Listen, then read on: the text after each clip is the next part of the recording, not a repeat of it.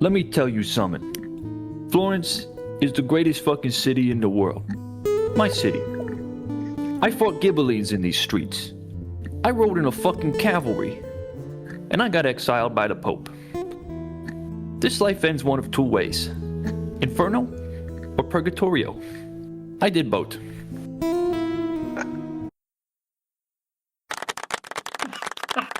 Very good. Very good. It's similar to last week's intro, but I think it's very fitting. I think we could get a lot of miles out of that.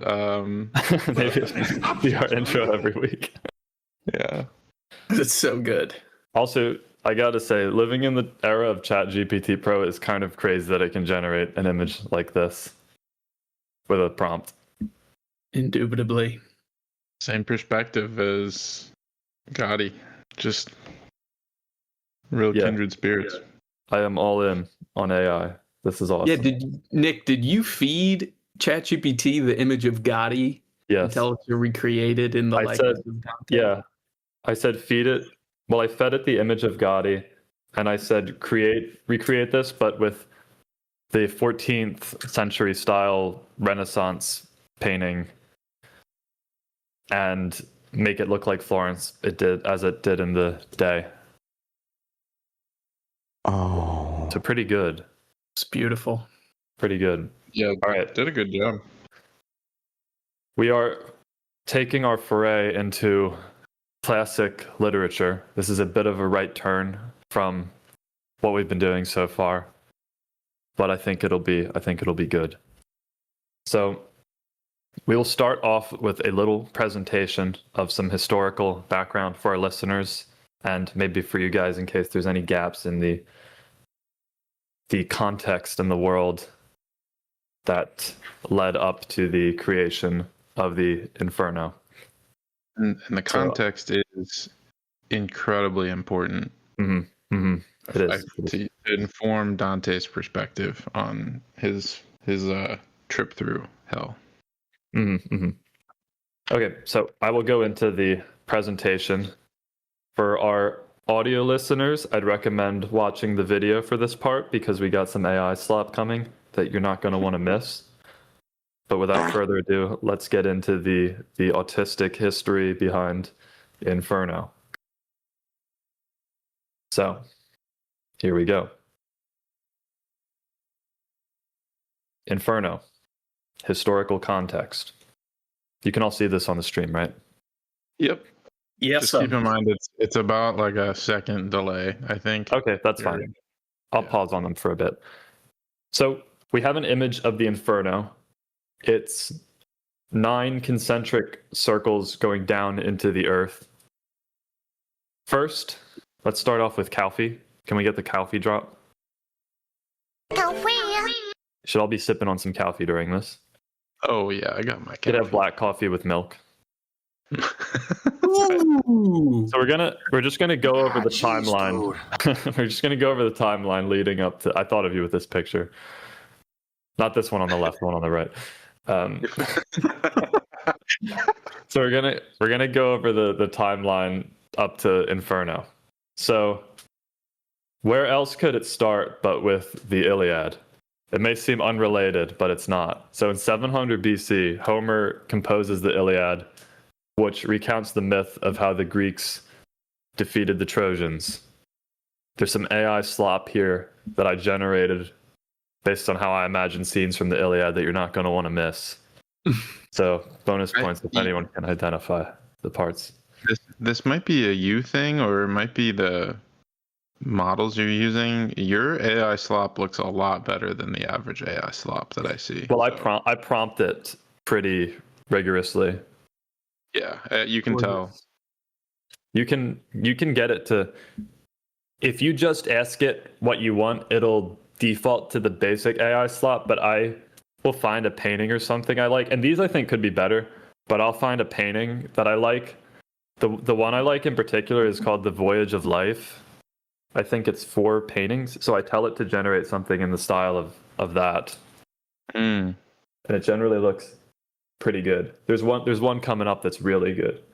But yeah, for those curious, we have from left to right Patroclus fighting Apollo, Diomedes trying to kill Aphrodite in a gamer moment, and then Sarpedon's epic last stand.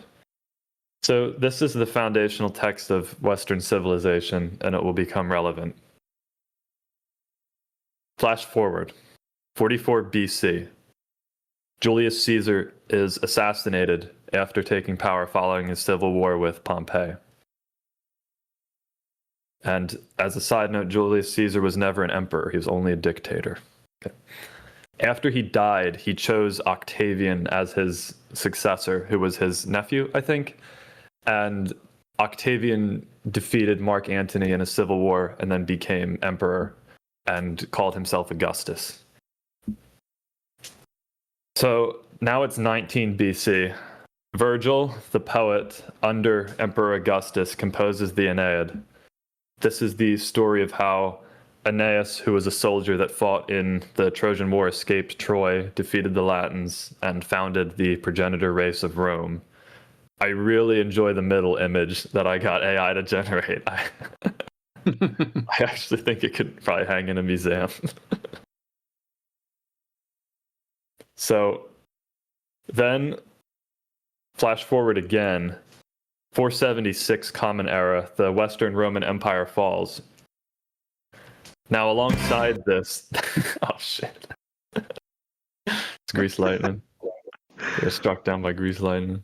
So then, alongside this, from about starting in 60 Common Era, going into the 1200s or the time of Dante, you have the Catholic Church growing in power.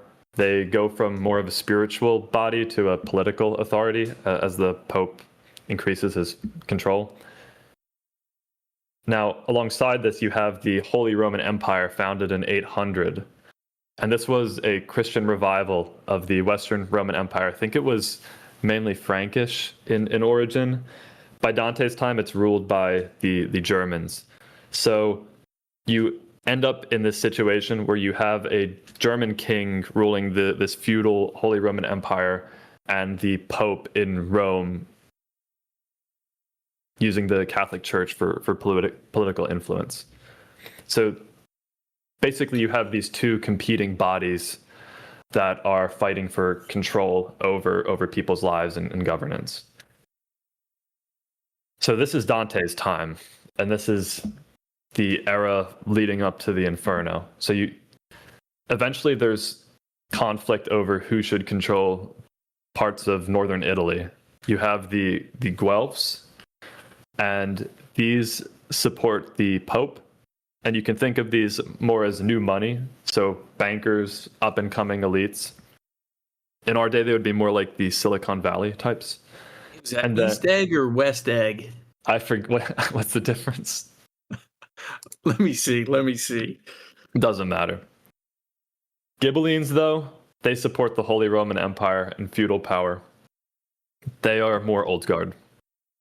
The Battle of Campaldino in 1289, this happens and the Guelphs win and they take control over the part of northern Italy they were fighting for. Also, all these images are AI slop. I think they look pretty good. Then yeah, that's not slop. That's AI Kino. Maybe I should make a course in how to properly prompt an AI. Here's my hack. Here's one thing you can do. I'll give it a painting I want, like I said, but then I'll say generate me a prompt for how to make a really good image, and then I'll feed the exact same prompt back into the AI. Because it'll sort of hallucinate the details it thinks you want, and then you can just send it back to it. Hey, don't be such a dope. Now this image on the right's a bit weird, but I don't know what they're doing with the Pope. But so after the Civil War, the Guelphs split off. Well, I guess maybe it's not technically a civil war, but after the battle, the Guelphs faction off. So we get the white Guelphs. They believe in more autonomy from the Pope and more civic control. According to ChatGPT, Dante's position was that the Pope should rule spiritual matter, but the Holy Roman Empire should rule political matters. Sort of a separation of church and state type deal.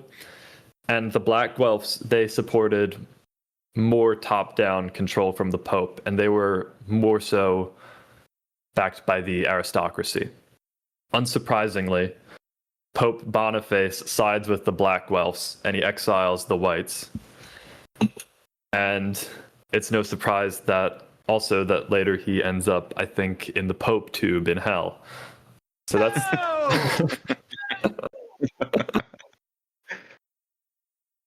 so that's 1301.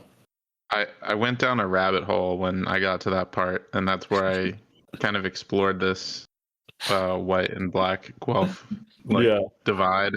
Yeah. It's so funny. I assume you guys kind of know already most of this, but I figure for our listeners it's helpful to. Yeah. That's a good refresher too. Yeah. You probably haven't read the Aeneid too, so. No, that's still on my list of things to get into. We'll maybe cover it on the show. I think the important thing to note. Well, let me jump back to that for a second. So, Virgil is Dante's guide in hell because Virgil was the top poet in Rome, which was before Italy.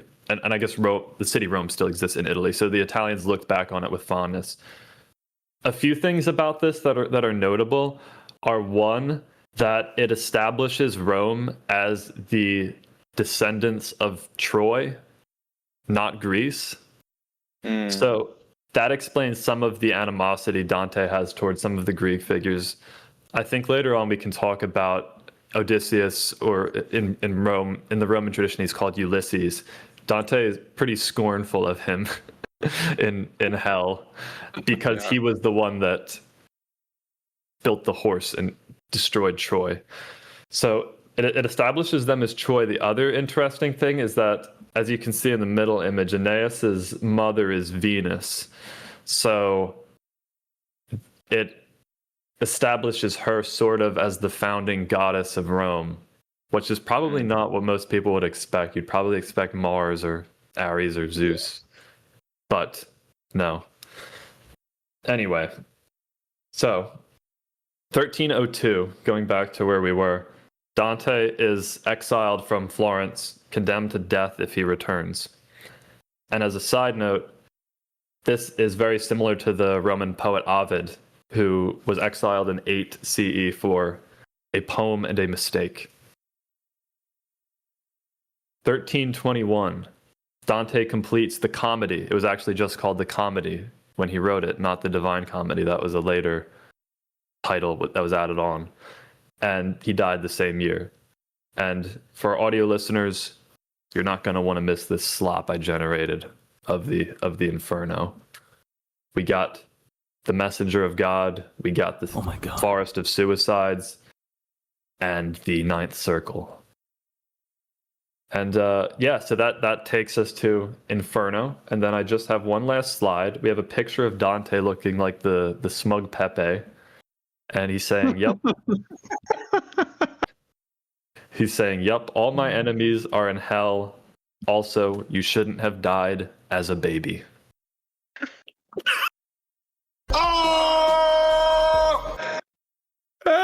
That was great, Nick. Thank you. Any questions? Any questions about anything? Oh my god. Yeah, I was curious about Ovid. My favorite poet. The poem and the mistake. What was the mistake? I'm not familiar. Think no one. So it's very vague. I don't know if anyone knows for certain. So I think the poem was The Art of Love, which I've read. So for some context, Octavian, who was emperor at the time of Ovid, he was the emperor at the time of Ovid and Virgil. He was very puritanical about sexual matters and tried to enforce these. And I think actually his wife was cheating on him with a lot of men. It was his wife or his daughter, maybe. Not cheating on him, but his wife or daughter was very promiscuous or something. So there was a lot of conflict about that. But then Ovid writes The Art of Love, which contains very graphical depictions of sex and talking about how to have affairs and sort of be a scoundrel. So I think that was the poem. And a mistake is likely people theorize that he had an affair. Poking fun at his the emperor, maybe, by writing this poem. I think he just had different ideas of sexual morality. But I think the mistake was an affair, probably with someone the emperor knew. But yeah, no, Ovid's probably the best poet. We'll definitely have to talk about him on the show.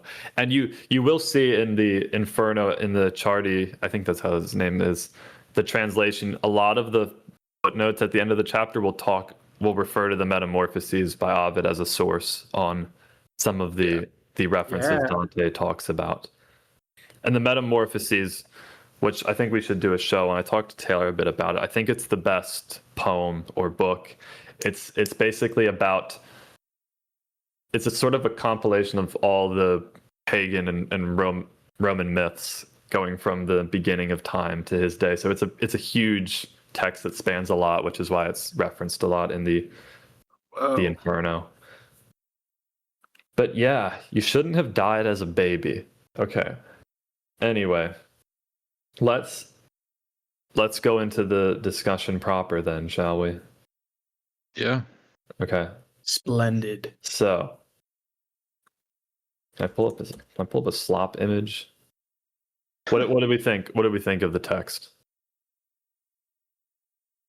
Do you want to start, Dante?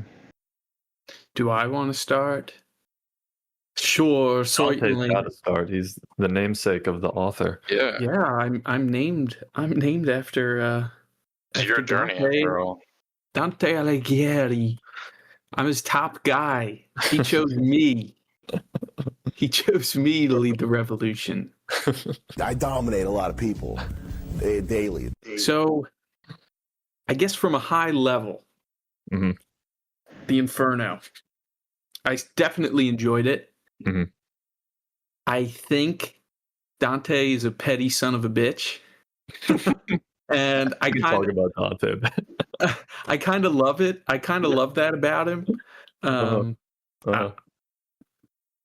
I will say, I do think parts of it are. I'm not a huge fan of the holier than thou. I think it makes Dante not a very trustworthy or reliable narrator, I suppose, for lack of a better word, or tour guide rather. Do you have any examples? However, I mean, I will say that from reading this, I've never been more horrified by a piece of literature than the imagery that this work. Yeah, we can talk about some of the specific punishments later, but it's absolutely brutal, even by modern standards. A lot of what you'll find in the Inferno. I mean, he truly is gifted with the word. He's a linguist. Absolutely. In every aspect of the word. Yeah. But I digress. Taylor? Yeah, I agree with your high level thoughts. I enjoyed it a lot. Probably one of the most enjoyable reads I've had in a while. And you read the Chiarti? Yes, I think it's Charti. Nice. I think as you move through the text, you see a lot more of Dante's, I don't want to call it bias, but his lived experience shines through in his politics. He waves his flag around pretty heavily throughout the book, but I think it's a great read. We can get into more. I do want to talk about like specifics about how you can kind of feel his politics shine through and feel the bias. I think there's one really funny example later on in the book, but I'll pause there. I think one other thing about Dante too. Also, I get all my history from ChatGPT, so if I'm wrong, I don't know what to tell you. But I think how dare you? He talks the talk, but he also walked the walk. According to ChatGPT, he was not just a soldier, but a frontline cavalryman. So he Really? he would lead he would lead the charge in the battles. So not a man to be trifled with. Yeah. If there ever was a man who could damn all his enemies to hell, it's Dante. I also, not sorry to interrupt. I think No, that there. So Virgil, I think Chardy references this in the notes. Virgil is to be interpreted as human reason, yes. but it's really not human reason. It's Dante's vision of human reason. Mhm. And you can see it falter in certain places, which is fascinating to me. Mhm. It's almost like you have not one unreliable narrator, but two unreliable narrators. Everything's through Dante's perspective. I found it. I guess Virgil does represent divine reason or human reason. I found it a little reductive to say that, but he's also the spirit of Rome and a few other things. But yeah, as for my thoughts, obviously it's iconic. It has defined a lot of the zeitgeist of how we think about hell and these things. I was reading about how hell was depicted in the Bible, and there's really not much. They just describe some fire.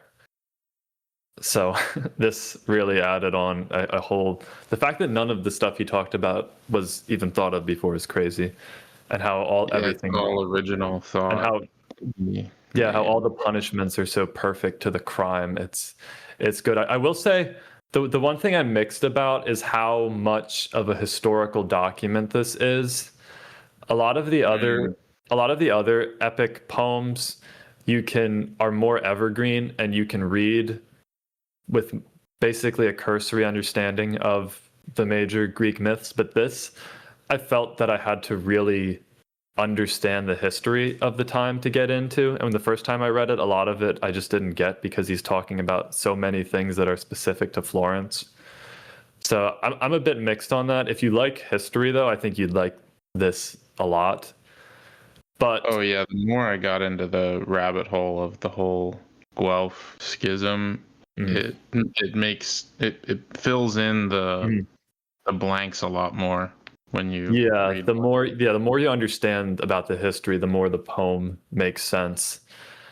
But yeah, it's good. I don't know what else to say. Yeah, could you imagine being a 14th century Florentine reading what Dante wrote? It would scare me, I think. Or even take it a step further and put yourself in the shoes of a black Guelph reading what Dante just wrote. I mean, you'd probably just want to off yourself right there because being banished to the circle for suicide would probably be far better than betrayal. The suicide one, I want to talk about the specific punishments later, but the suicide one was pretty brutal, but betrayal's pretty bad too. To kind of follow your point there, Dante, one of my big takeaways from this is I am shocked that this writing survived to us. With all the power that the Catholic Church has and the Pope, I don't know how this writing survived. That's a great point. It's so damning to. I asked ChatGPT about this. At least 3 popes. I think he names 3 popes. I think they're. I looked up a list. I don't know how accurate it is. I think there was about like 200 popes in between like the first one and Dante. So I mean that's a pretty high hit rate for popes being in hell. I mean, the Inferno was kind of like The modern day equivalent of the Epstein list. I mean, he's pretty much throwing every prominent person in Florence under the bus Everybody. and calling them out for. I have their various Jamie deeds. has up on the screen a video of a rabbit burrow. This is sort of the underground network of popes I imagined getting shoved into the dirt for all eternity. Maybe I'll have ChatGPT generate an image of the popes in the system. Yeah, it's very damning. Wow. Wow. You said you asked ChatGPT about it, Nick. Did you Oh. get anything Yeah, I interesting? sidetracked a bit. So I was surprised by this as well because, yeah, he's saying basically everyone from Florence is burning in hell for all eternity. But according to GPT, it actually got popular very fast. I think he sent out manuscripts of it before it was finished, and it caught on pretty quickly by everybody, mainly because of the sheer vision of it. And I think also that it said that he was more... It was less offensive because he was really committed to criticizing sin as opposed to people. What I mean by that is that the people that were punished in hell, it was followed by their sin. It's not that he found well, maybe he did, but it's less so that he found a specific person and then tried to shoehorn them into hell, but rather which is maybe what he did for some of these people, but it's more so that he had these ideas of sins and corruption and then found people. So because his focus was ultimately on that, it was less jarring. The other thing is that it's interesting that the Pope did have the power to exile him, but some of these popes were also in the public, and I think Dante wrote in a way that was accessible to the public. They kind of knew they were corrupt. Imagine if today I wrote a very damning poem about... Let me try and think of an analogy. Let's say Donald Trump deported somebody, and then they wrote a very damning critique of corruption and mentioned Trump, Biden, Obama, Nancy Pelosi. They wouldn't be... Well, maybe they'd be suicided, but on the surface, more than likely they'd be fine, right? Yeah. So I think it was a bit like that with how it was to critique a pope, though I guess he was already exiled at that point, so what more could they levy upon him? He also He also died shortly after completing the poem. So what are they going to do? It's sort of it circulated too fast and was too good for them to do anything about. And it was also very rigid in its theology. It didn't try and... It just tried to enforce the Catholic or Christian theology more. It definitely was not... I wouldn't describe it as like sacrilegious in any way. It just says some inflammatory things about religious leaders. I think there's another section where I think Virgil says something about one of the first sections of hell where it's really bustling with people. He describes it as full of priests and clergymen, because that's where I think he says their greed takes root at this level or something. And I suppose as the Inferno took a hold on the masses, to refute Dante's writing would probably be akin to refuting God himself.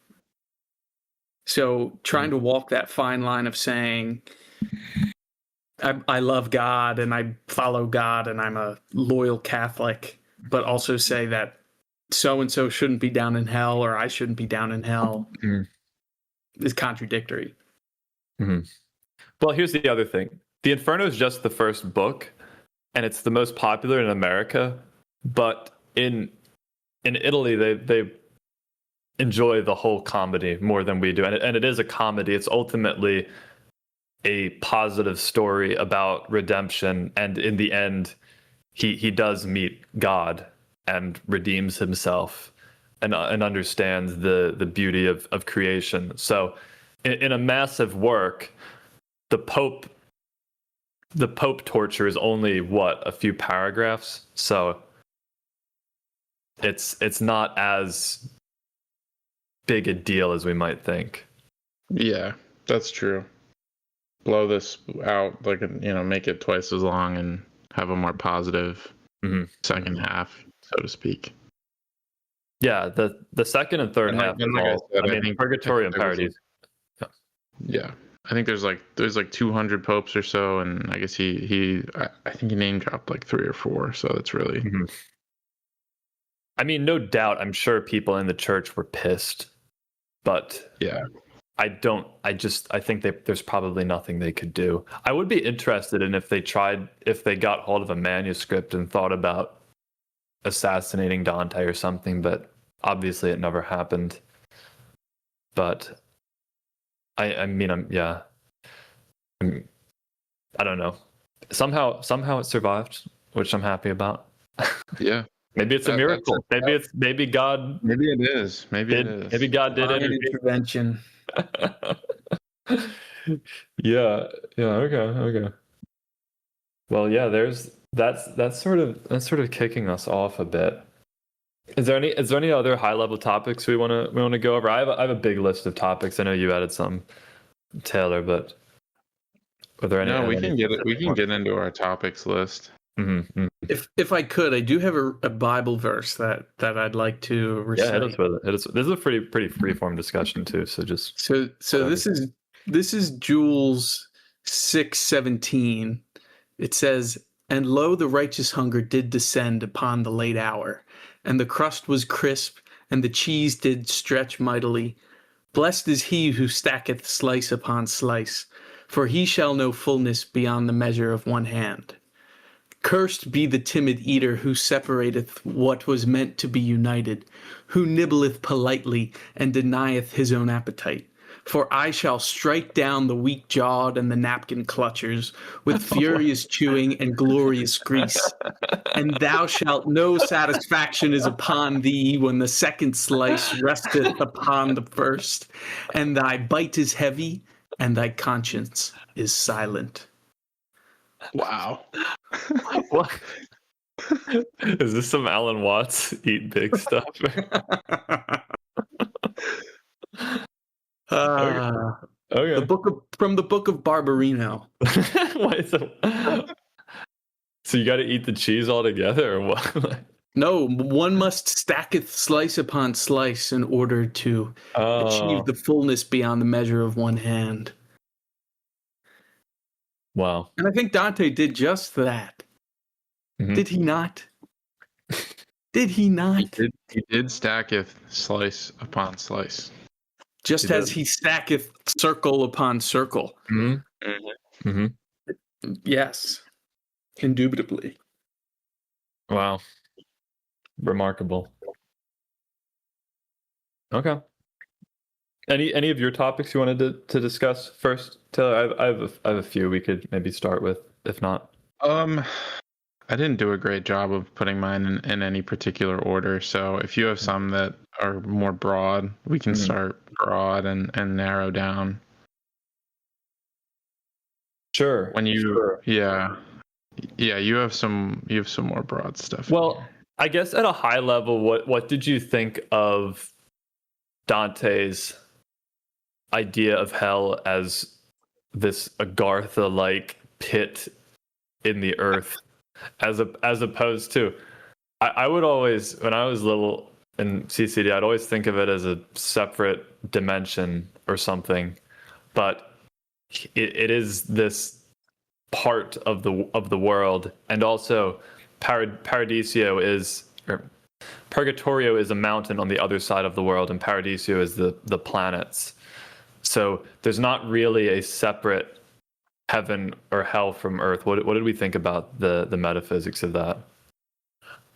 I think it plays a bit into one of the discussion topics I have later on, which is that this relationship of man and nature, and the fact that hell is a part of Earth.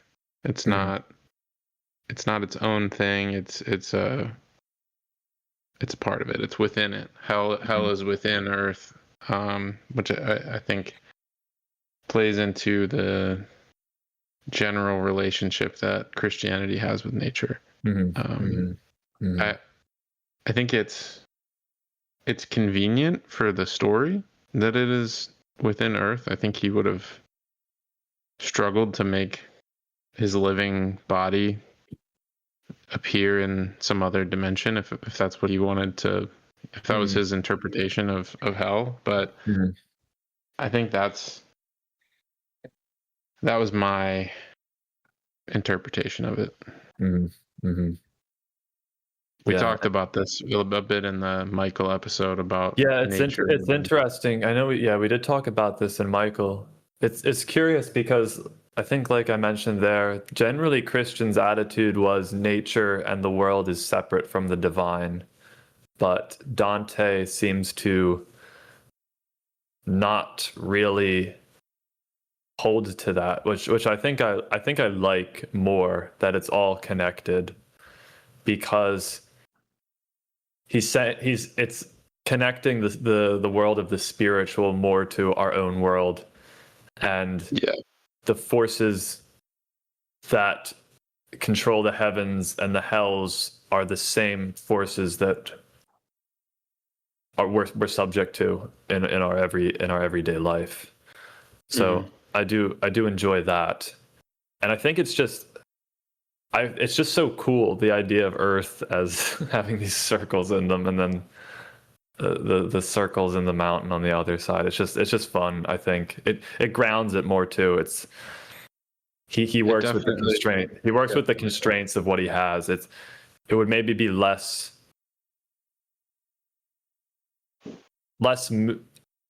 I don't know what the word for it is, but if he could just make up whatever he wanted and say, "Oh, hell's this completely other dimension where whatever," it feels so grounded. Like, obviously, there's not this Agartha type place where people are being tortured, but you could sort of imagine it. Yeah. Especially if you were in the 14th century, you could sort of be like, "Oh God, I wonder if that really is down there." I agree. Yeah.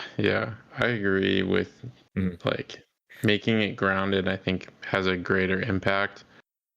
While there are areas where the punishments are more, I don't want to call them magic, but like where, for example, there's serpents ripping you apart, and that is probably the least grounded, maybe. But in others, you're just getting poked and prodded with weapons and spears and whatnot. That is that makes sense to people, I guess, in the 14th century.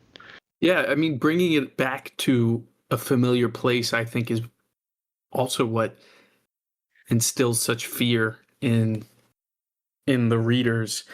Like, the way that I think about it is how myself as a human being, as a person, I'm more afraid of, say, a dark stairway into a basement than a monster with unhuman characteristics, if that makes sense.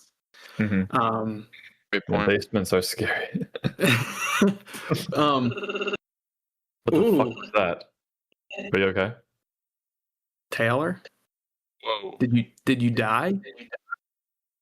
I'm back. Your audio freaked out. I don't know if it was a me thing.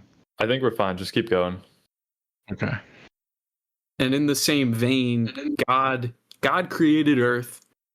God created heaven. So by that same, I guess, law, God also created hell. And especially tying in nature, I think that nature playing a central role in so many of the layers of hell is also very terrifying, especially to someone in the 14th century, because nature is what you interact with every day, and to see that the same river or lake that you might bathe in or swim in could also be where your soul is trapped for an eternity when it's frozen over. Mm-hmm. I think that is terrifying to think about. It is. Yeah. Well, I think you mentioned also that God made hell, and this is one of the more interesting. Well, this is one of the more interesting dynamics throughout the whole poem. But That Dante has to be a point of contention among people that like theologians, like God's involvement in creating hell, or is it pretty cut and dry? I think I maybe don't know every interpretation. I think originally hell was thought of more as absence from God in the Old Testament. It was sort of just not God, like a darkness that you'd fall into if you strayed from God. I think that the fires, I don't know, in Paradise Lost, which is not the Bible, God, I think, makes hell. I don't know. I think generally the consensus is God controls hell, but maybe there's some interpretation that Satan does. But it is. I could see people maybe debating it. I don't know if the Bible explicitly says it one way or the other. I think Dante's interpretation is pretty clear that it's still God's domain. Even the demons, when confronted with... Well, Lucifer was created in the Bible. Lucifer was created by God because he was an angel. So it follows that wherever he was cast out to was made by God. Yeah. And one of the main lines through the poem, or Dante's character arc in the Inferno, is that he learns to not enjoy, but he learns to understand the wisdom of God's punishment, because he pities the souls in the first parts of the poem, but eventually he kicks them in the head, and Virgil scolds him for showing pity, and eventually he doesn't, and says this is all part of God's plan. I have a quote from the inscription on the door to hell. It says justice incited my sublime creator, created me divine omnipotence, the highest wisdom and the primal love. Before me there were no created things, only eternal, and eternal I endure. Abandon all hope, ye who enter here. So they're talking about how this fucked up torture chamber was made by wisdom and love. It's Fuck you! what do we think? What do we think of that? This seems like a hard circle to square. I think if I could, Mm-hmm. I believe Dante is trying to say that the wisdom and the love that went into making hell was in a way to... God wanted hell to be so overbearing and unimaginable and horrifying that he put so much love and wisdom into making it such a terrible place, so as to warn you never to find yourself here. Mm-hmm. So I think that that's where I'm thinking that the wisdom and the love comes from, because God created hell to be so terrible to keep people away, or at least to remind them. It's not just to keep them away, but to remind them. I don't know. I don't think I agree. To remind them that sinning will. I don't believe God made hell to spite sinners. Well, I think it's about justice, because it says that too. so. Like intuitively, people who do wrong, it would be nice if they were punished, I think. Is that Dante? I think that is kind of an essential understanding of the world if you want to be sane in society. I think justice is so if you were in feudal times and there can feel like there's really no law and order. Mm-hmm. There's just, one day you get invaded and now somebody else rules you, and you just watched a soldier step on somebody's head and like it just exploded like a watermelon, whatever. There is no justice. But I think it helps you keep your head on straight if you have this idea of like, maybe justice won't be doled out on Earth, but you'll get yours eventually. Everybody will be given what they deserve. Yeah, I think that's how I think of it. I do. Sorry to interrupt. Oh yeah. This might be me misinterpreting it.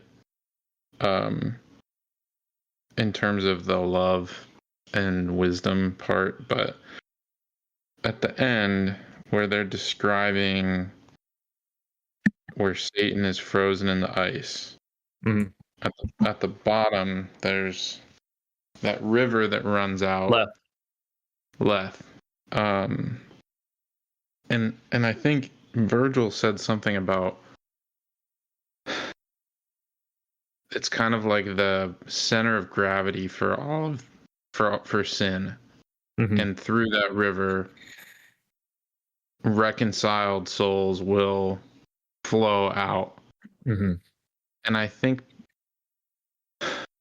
maybe that's part of it, that it's brutal and it's disgusting at times, but it's in a way God's love of making you suffer these things, and then on the other side you can come out of this, you can come out of hell. And I don't think you can come out of hell. It must have been I must have misread it. I don't know. Well, no, the river, I forget what was. No, you're I'm looking it up. Just keep talking. Just filibuster. I think it's very subtle what the river's doing. I think it might be that it's. I don't know. Talk about something else. I'm trying to read this. Dante, what did you think about the river? Frankly, I don't remember the river. To be frank. River of forgetfulness. After souls complete their purification in purgatory. Okay, here's what's going on. So the river. So people can't get out of Inferno, I don't think. And there's maybe more we can talk about that. I think you're stuck there. Oh, the Lady river Shar. left. What was that, sorry? Lady Shar. Oh. The river of left, the river of forgetfulness. Was that in Baldur's Gate? Yeah. Well, she doesn't have a river, but Lady Shar is forgetfulness. Yeah. Stealing forgetfulness? memories. Oh yeah, they do steal the. Okay, anyway, yeah. So here's what happens, I think. When you complete Purgatorio, you ascend up a mountain, and at the top of Purgatorio is the Garden of Eden. So you ascend there, and then I think what it is that when you're purified, you drink from the river Leth so that you can forget your sin. The sin probably washes down in the river, maybe into the Inferno. Now, the other thing about I see. The other thing about Leth, so there's a lot of, this is going into metaphysics a bit, but Plato believed that before you were born, your soul drank from the river. Well, I don't know if he believed this, but he says it in, I think, the Republic. He describes how people become ensouled. He says that before you were born, your soul drank from the river Leth and forgot itself before it went into the body. Wow. So that's that. Yeah, an interesting little. Very interesting idea. Yeah, that's a juicy morsel right there. Mm-hmm. Can you prove them wrong? Is the question. I don't know.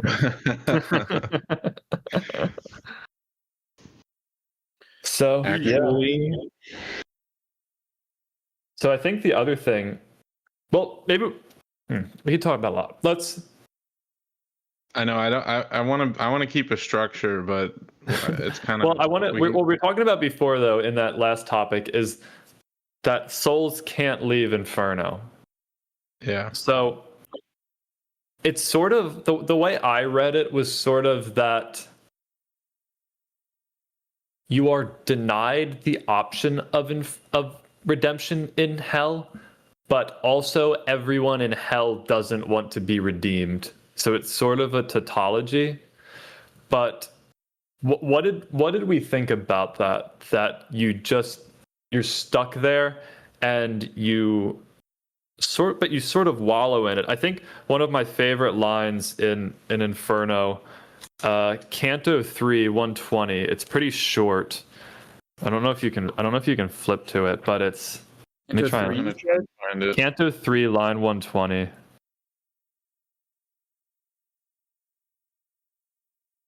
I need Jamie to be here with my book, but I'm a boomer, so they're talking about the nature of sin, and he says,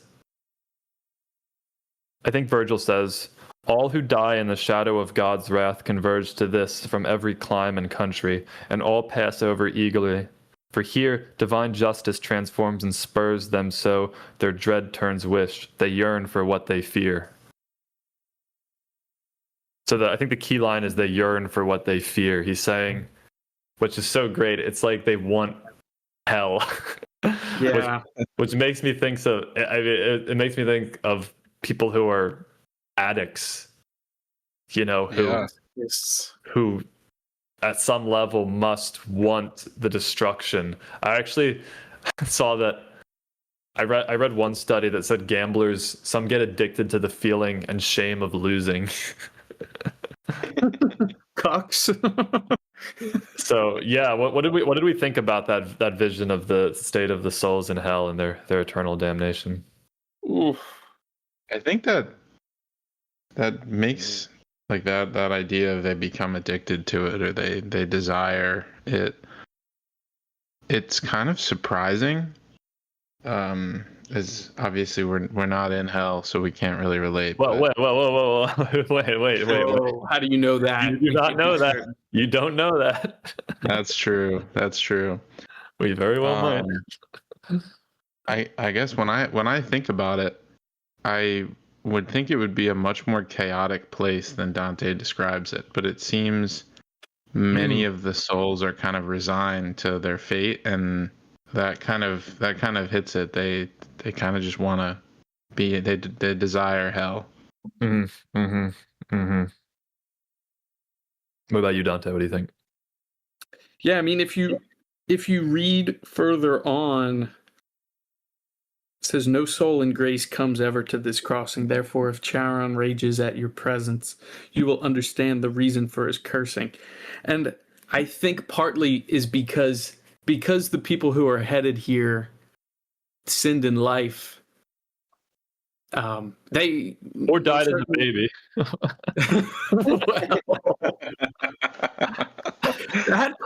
That part I can't really wrap my mind around. I guess shouldn't have died as a baby. I guess with the baby. That's no, I didn't mean to derail. That's a whole other topic. That we'll go into that in hour 2. We'll go into babies in hour 2. We might be here. We might be here a while. Talk about the babies. I definitely want to talk about the babies, but I think because people sinned in life, they're probably expecting it to be reciprocated in hell. That's my thinking. Mm-hmm. What do you mean by reciprocated? I mean, with the way that Dante lays out hell, it's kind of like a monkey's paw of sorts. It's like, I wish to not be with my wife and be with this lusty tavern wench. Lusty Argonian maid. And, that's what you wish for. And if you commit the sin and you lay with the tavern wench, then in hell, yes, you can be with the tavern wench in hell, but you'll be together swept up in a blizzardy tornado. We can talk about that couple in hour 2. It's actually the most, I think it's, GPT said it's the most popular line in Inferno. Ooh. About that. Yeah. I mean, and similarly, betraying someone who you held dear, you're Mhm. probably anticipating a similar betrayal or a similar fate for having Mhm. acted like that in the mortal realm. Mm-hmm. That's my thought, at least. That being that no sinner is ignorant to their sin. Mm-hmm. I don't think that Mm. holds up in the case of the baby, though. We'll talk about the baby later. Very good. I saw. I don't. It's such a juicy topic, the baby. I don't mean to make light of infant mortality. It's obviously very sad, but it is a part of the Inferno. But I think we have a few more minutes before break. The one last question I want to go into before this is something that always bothered me about this, and why I personally can't. I find it implausible that such a place exists like this. Is I think the eternal nature of the punishment is just so outrageous. The fact that it never ends. You only live what 70 years, 30 years, yet you're punished for eternity for your actions on Earth. It just seems crazy to me. What do we think about that? Yeah, I mean, most other major religions don't No. subscribe to eternal punishment. Mm-hmm. Most most religions other than Christianity subscribes to some sort of redemption arc or rehabilitation or something. Mm-hmm. Yeah, exactly. So I would think, who the fuck would want to follow this religion? Because you have to live like there's no way for you to redeem yourself. I think the reality and the context of feudal Italy informs a lot of this, though. Like, I don't remember exactly which circle it's in, but he meets a general, and the general asks him if peace has finally made it to his people, and Dante tells him no, it's still an absolute shit show. And the general just I think he falls back into this like burning casket that he was cast into, and it's just, I think that reality of constant war and constant shuffling of the power of that area, it kind of is mirrored in this eternal suffering. There's these people don't see a future where there's peace. It's just constant struggle. That's actually a very good point. The eternal struggle on Earth is mirrored in the eternal struggle in hell. Very good. Very good. Most stupendous. Welcome back, welcome back, welcome back. Today's episode is brought to you by Absolve. Feeling guilty? Said something you shouldn't have? Thought something you definitely shouldn't have? Well, good news, sinner. Absolve is here to turn your oops into an amen. With Absolve Indulgences, you can skip the soul searching and get straight to the forgiveness. That's right. Why wrestle with moral complexity when you can simply subscribe to absolution? Here's how it works. You commit a sin. We're not judging. You purchase an indulgence, and you feel spiritually lighter instantly. From minor missteps to major misdeeds, Absolve has a forgiveness tier for everyone. Choose from plans like Basic Penance for everyday moral fumbles, Plenary Plus, which wipes the slate extra clean, or Influencer Eternal, forgiveness in bulk. For a limited time, use promo code SHED at checkout to receive 10% off your next redemption, because salvation shouldn't break the bank. And remember, when repentance feels hard, Absolve makes forgiveness easy. Absolve, turning cash into contrition since, well, you know. Epic. Sign me up. It is horrific to think of the 3 subscription tiers for indulgences. If Gotta if that get was my around. tithe in that church. Get your tithe in that church. Yeah, Dante was right to say that anyone partaking in that practice was burning eternally. That would be excellent to think about. But we have Travis now. Yeah. Hello. Travis, tell us what's going on, big guy. Yeah, so on a work trip, and the lady at the front desk would not give me early check-in. Well, she did give me slightly early, but not as early as I wanted. And I was thinking the whole time, well, I'll only be 15 minutes late probably. But then you just messaged me what time zone, and it all clicked because I was wondering why you guys had started so early without me. And I was kind of offended. But then I realized that I was very wrong. So you've got to be in Central Time Zone, right? I am in Central Time Zone. I'm about an hour drive away from the time zone line, apparently, which I had forgotten. Oh. Is ignorance a sin? Do you guys think Travis is going to burn? It forever? should be. Okay. Yeah, let's assess Travis's failure here and dole him out a punishment. Yeah, I think that this could go so far as treachery, betrayal of the benefactors. Yeah, you betrayed You your would host. say it's treachery against my benefactors, which would put me in the same block of ice as the devil and Judas and We'll get Brutus. to that at the end. Let's not jump to the ninth circle yet. I also forgot my computer charger, which means I'm currently charging my computer with my phone charger. Oh shit! That's fraud. That's fraud. That is fraud. Fraud. That's And I violence also against nature. I also committed thievery because I took my wife's computer charger by mistake. So she will be without a computer charger as well. Jesus. Also betrayal. Yeah. So I'm You all racked sorts up of jacked a good up. resume. That's Yeah. wow.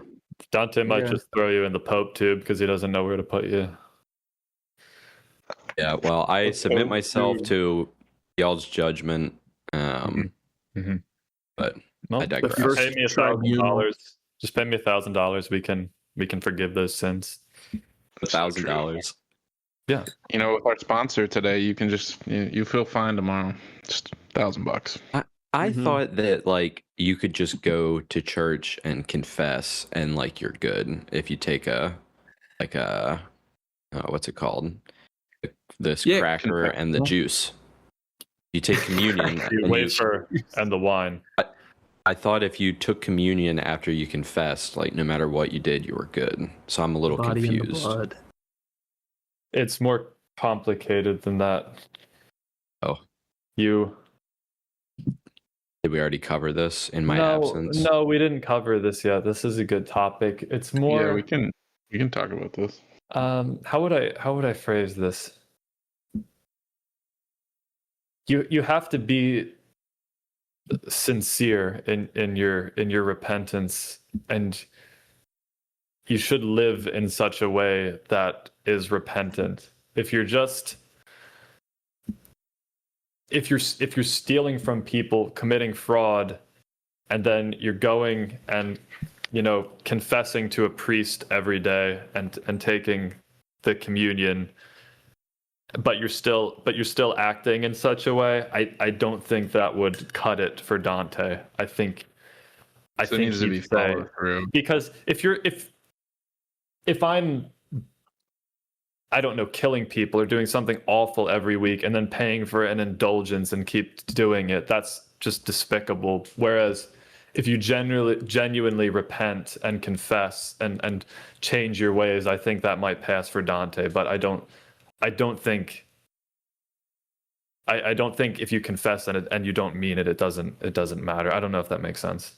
I'm trying to think of an example in either like film or literature, but there's also the archetype of the guy who's so dumb that he is genuinely repentant, but then just continues to fall back on his ways. I wonder if that would be forgiven. I think you're thinking of Moose.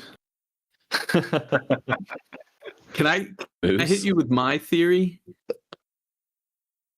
Yes. Yeah. Moose is He's- oh, were you there for He Fanatic? wasn't. Oh damn. Here's my theory. So Dante says that there's a lot of priests all throughout hell. And I was thinking, I don't know when it was. It was probably like a couple years ago, but there was some priest in the Catholic Church who I guess was saying the Our Father wrong, and like he like literally I think he used a different word at one point, and because of that I think the Catholic Church said that like anything that this priest has ever done where he was saying the Our Father with the wrong word, or maybe he was baptizing people and he used the incorrect word in the baptism, and because of that it nullified all the baptisms. So my thinking is that because there's so many priests in hell, if they sinned, then it nullifies anything that they did in their capacity as a priest for the Catholic Church. And so even if you did go repent and go to confessional as often as you could, if the priest that you were confessing to was sinning, then your sins don't get absolved. Doesn't That's everyone right. sin? Everyone Yes. does. We all do. Bullshit! I think this is. That's a really interesting idea. Yeah. I think That, this like, is one of the Priests more. are like a conduit of forgiveness, and if you go to a faulty one, you missed out. Basically, that's an interesting idea. You blew it! Yeah, I think there's this conflict in Christianity in general, especially Catholicism, which is maybe what always bothered me, is that you have on one hand genuinely it encourages a spirit, like a personal relationship with God and genuinely wanting to better your spirit, and I think at some level you don't really need to go to church or confess to a priest if you confess directly to God and what's in your heart matters. But then there's just so many stringent rules and autistic systems set up by the church that it just makes it a bit hard to take seriously the like Travis, what you're saying. If you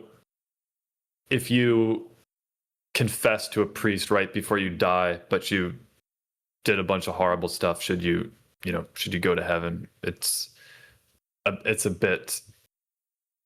It seems like there's no. It seems like you shouldn't, but then they are, and like, why do you need to be baptized?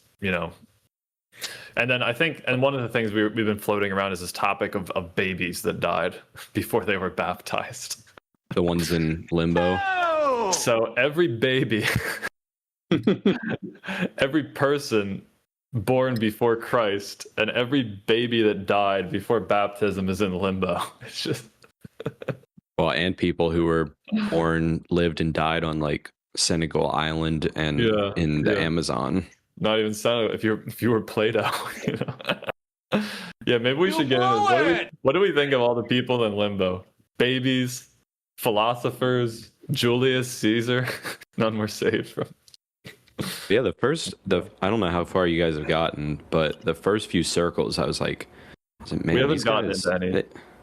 I was like, they didn't really seem to do much wrong, and they're committed to some pretty horrendous fates. Well, yeah, we can. I would like to talk about limbo because I think I put it in our little topic sheet as Whatever you have to say on it. it's kind of like a heaven and hell. Like they're not really tortured or punished in any way. They just don't I receive. think it even says there's light there. Yeah, it's a really interesting idea that even in hell there is a bit of a heaven-like place. What do you guys make of it? Yeah, I think it's interesting that God kind of grants this exception for those who did not know him. But it's interesting because he it's said that Jesus goes in and frees the righteous dead, so Moses, Abraham, but basically only if you were in the Jewish tradition of the Old Testament do you get freed from hell. If you were Plato or Aristotle or a priest of Apollo, sorry, you're there forever. done. You're done, son. Yeah. I did I think they said Homer was leading everybody with a sword. I found that kind of cool in Limbo.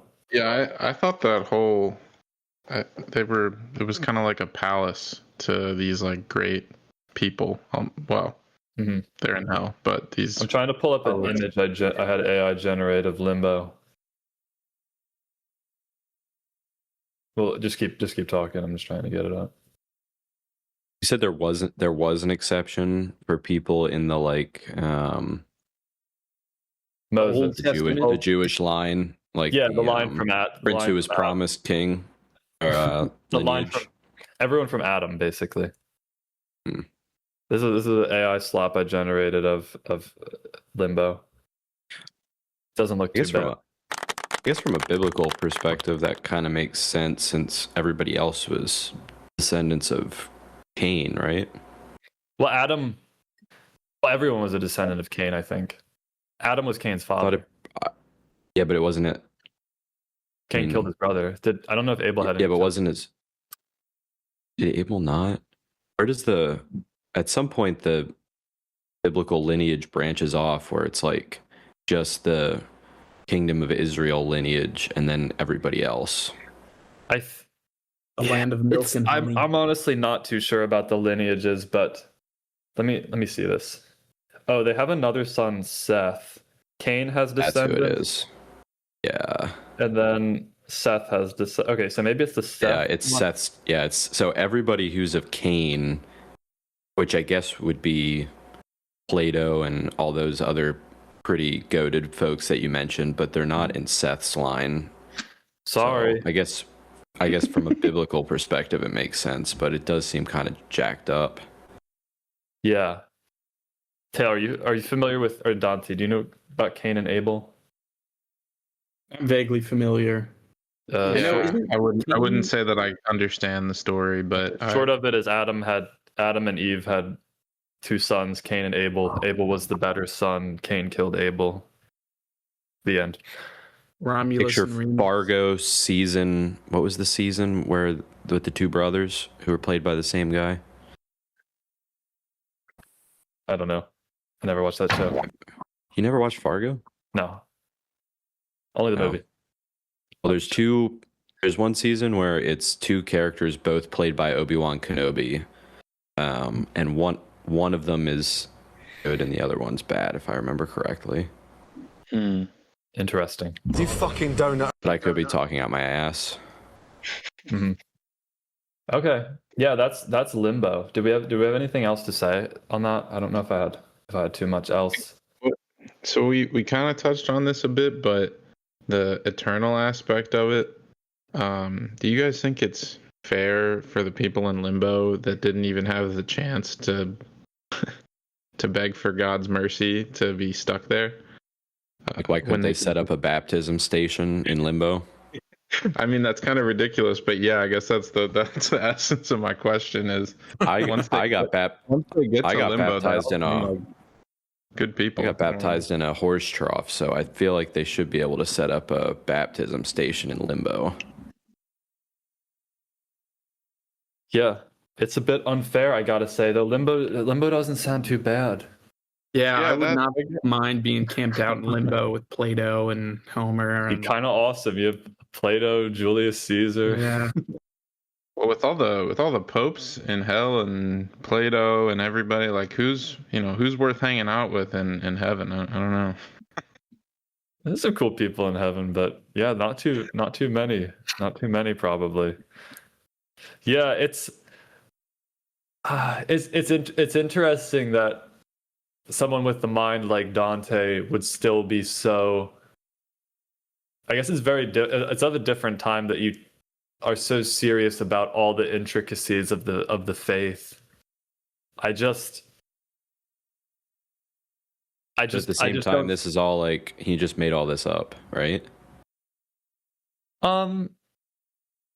Well, he made up the setup of Like, hell and the that's what I metaphysics of it, mean. but the theology is pretty true to Christianity.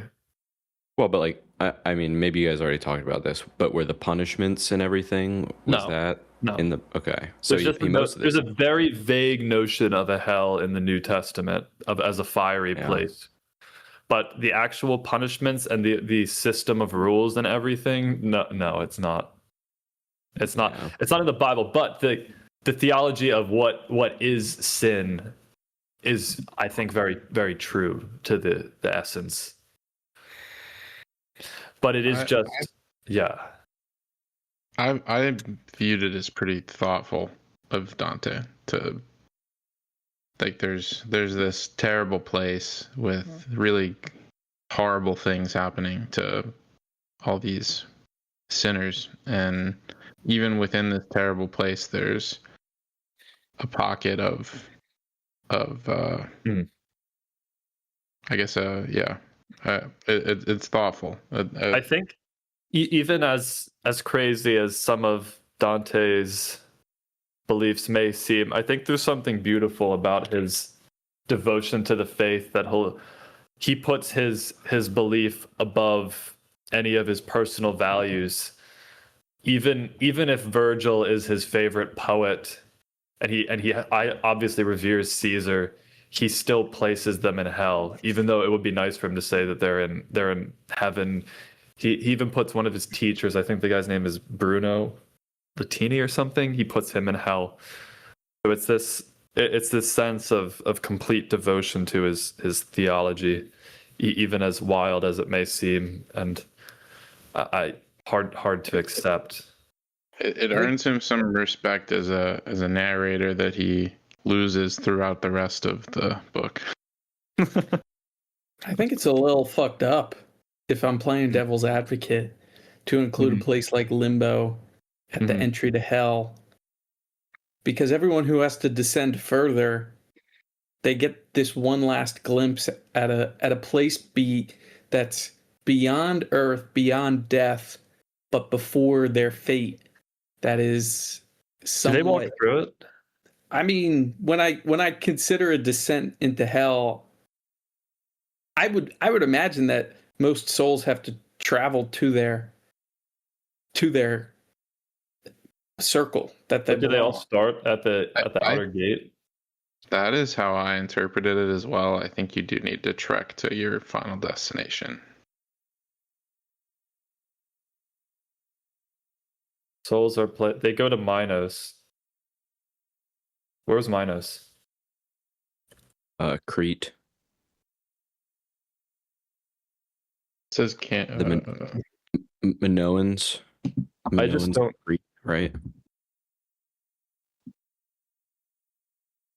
I don't know. This doesn't would- even. Maybe they do walk through it. Minos is after Limbo. Like you go through Limbo, you meet. Okay, I guess they do walk through it. Yeah. Well, yeah. I guess this is getting to a good point. Is it? I feel like this poem is a mix of very fucked up and insane and beautiful. Like, is that what did you guys think? Like, what on the spectrum of fucked up and insane to inspirational? Where would you put this? On the whole, Mm-hmm. I think it maxes out. both terrifying and disgusting, but also beautiful. Uh-huh. yeah, Yeah. I agree. I noted some Extreme downs. in the Google Doc. I noted some passages that I found on the more beautiful side. Mm-hmm. I think it adds to. It's almost like you can't have one without the other. So I think the fact that there is some beautiful aspects of this like piece of writing on the whole, it props up the more disgusting and terrifying side of it. Yeah.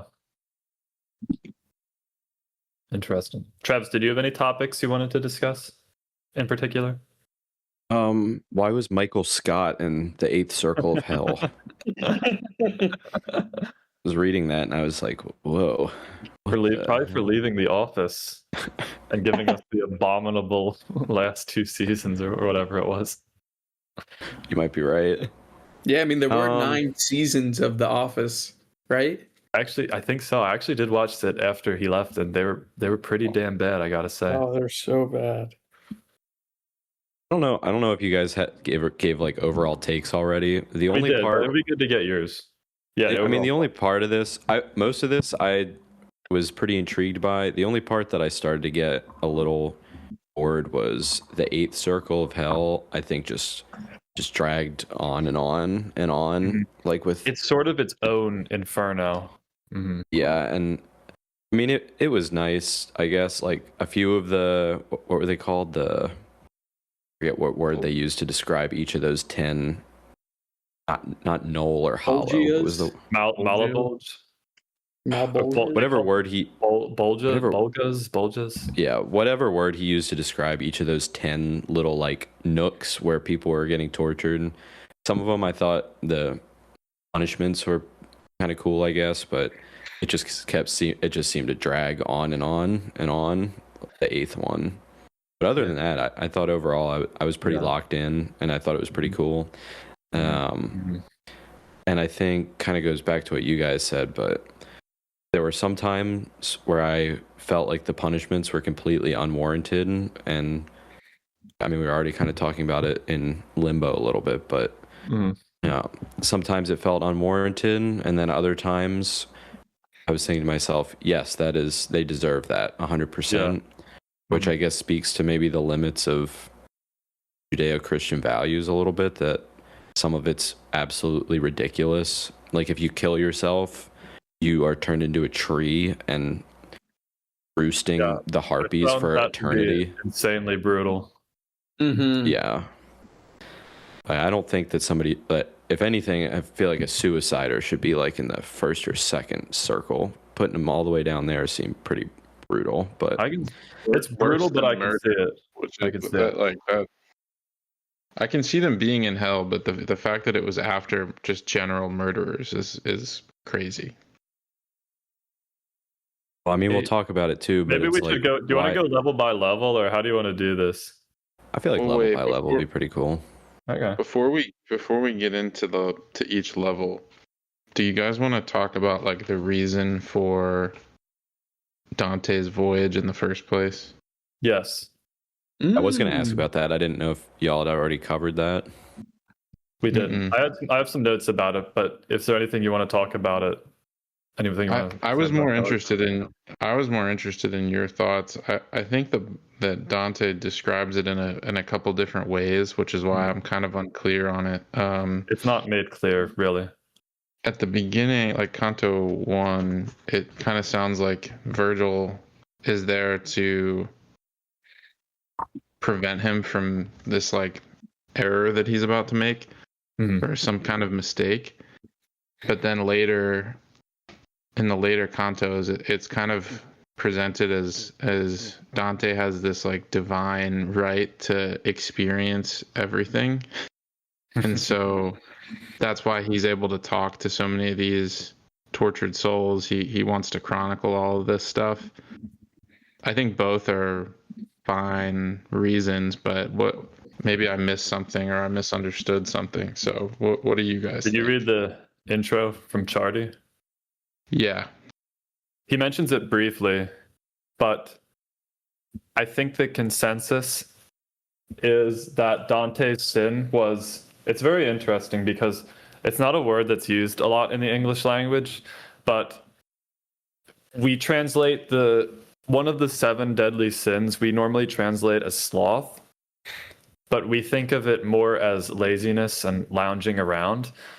But the actual term they used for it is acedia, which is a term for spiritual apathy and losing your way and not being, not having the passion to pursue life and the good. And Dante felt like he was slipping into that. after his exile.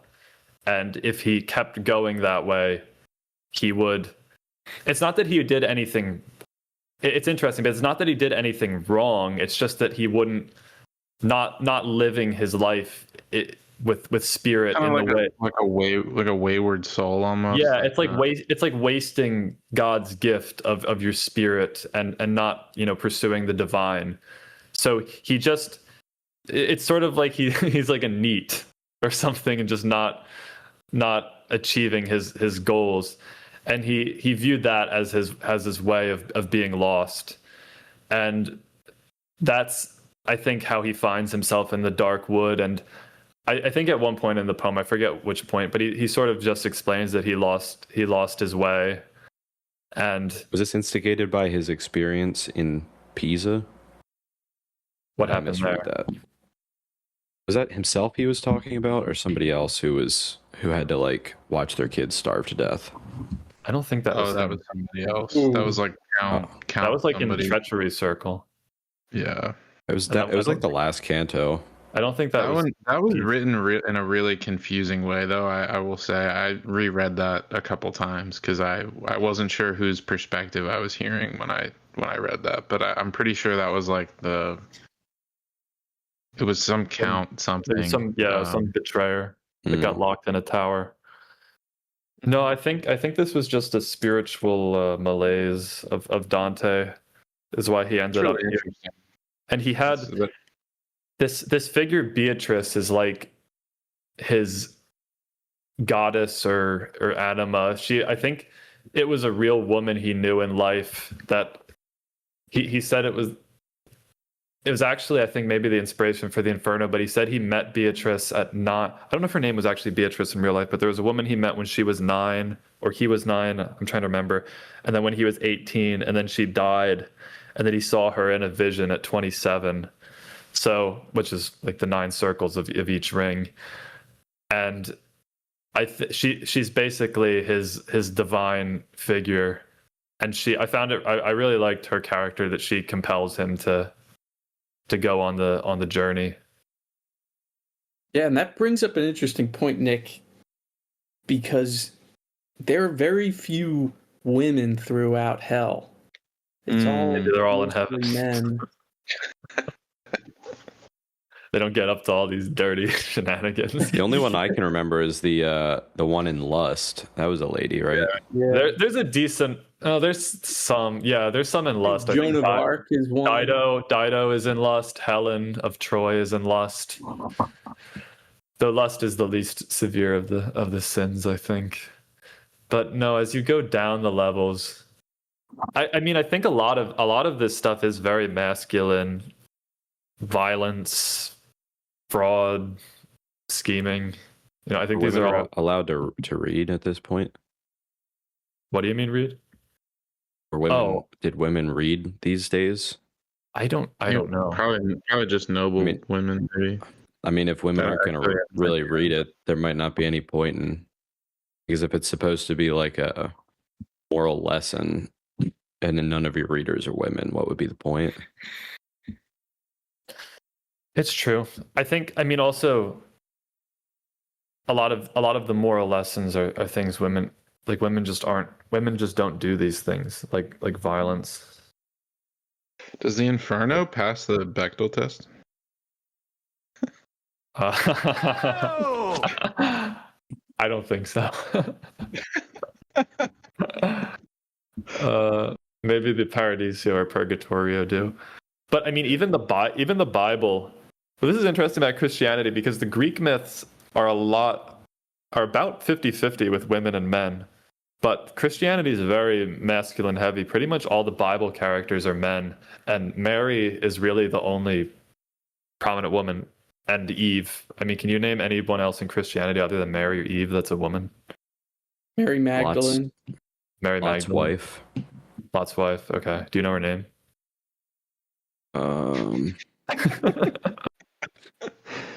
I don't think she had a name. Did she have a name? Lot's wife. I mean, we don't need to go into this too much, but what are you trying to get at with this? Do you think it's sexist? Do you think Dante was? Are you talking to me? Yeah. No, I just think that if women weren't really going to read it, what would be the point? And if it's Mhm. like Mhm. if it's a poem to instruct people on what they will likely face if they act a certain way, what would be the point of including women if not many women are going to read it? So I don't think it's sexist. It's just I just also sign of the don't think times. women like honestly commit that many sins.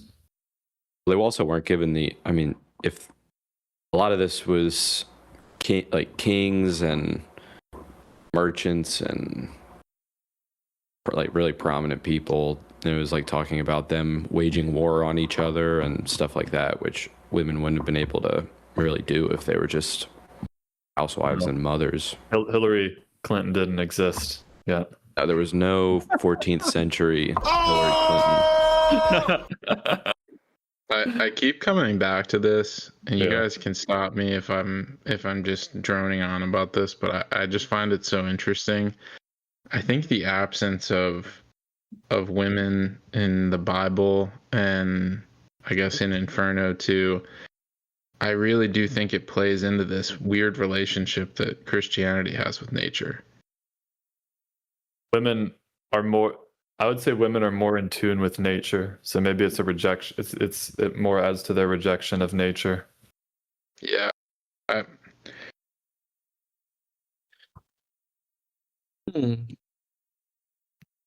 What do you think?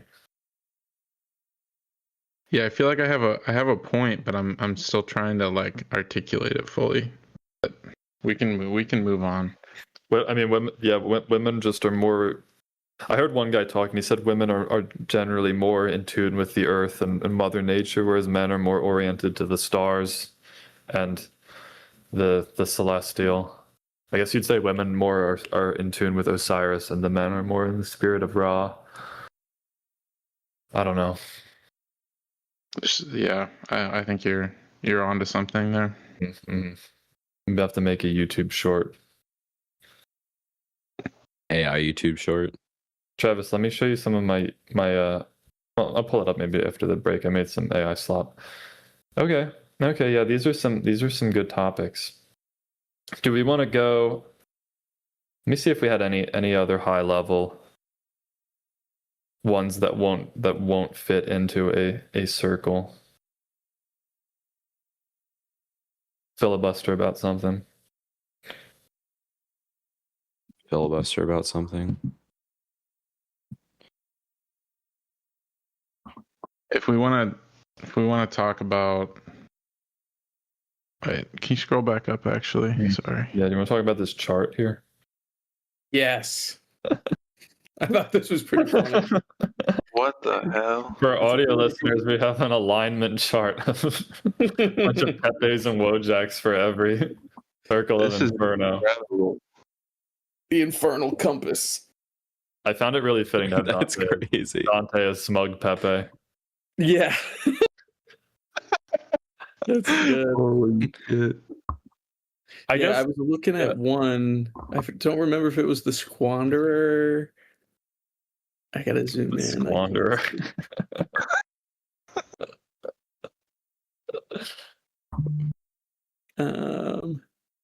Yeah. I love how Satan is like middle of the road centrist. Oh man. I guess I had a few questions before we go into the circles. One, how did you guys picture Dante's attitude while writing this? Because I really picture him as a smug Pepe just chuckling to himself as he's describing everybody that Dude, he was just glazing himself. Yeah, is he I guess we can talk about that. Is it fan fiction? It's I didn't know- literally Someone fan posted- fiction and him glazing himself. It's like every other canto, it was him saying a bunch of stuff to the people who were getting punished in hell, and then Virgil being like, "Yes, very good, Dante. Very good. You are very wise." Do you think he got away with it, or do you think it should have been formatted some way else? Like, do you think he pulled it off, or would you have preferred it if it was maybe another character or something? I think by the end of it, it kind of just wears you down. think. throughout he just keeps going with it, and like we keep saying, the more you go on, the more you realize that he's just, like you said, Trad, he's just glazing himself. There's another thing he does throughout that at first I found it endearing, but then I after a couple times it was wearing on me, where he's about to tell you something really visceral, or he just told you about something really horrific, and he more or less goes, "Reader, I shit you not. This is." It's really funny, but by like the third or fourth time he does it, it's kind of it adds to it a bit, though. I'd say, like, it's almost like he's really describing his trip through hell. Mhm. Like an actual trip through hell. Like, oh, I you guys aren't gonna believe this. I swear, this is exactly how it was.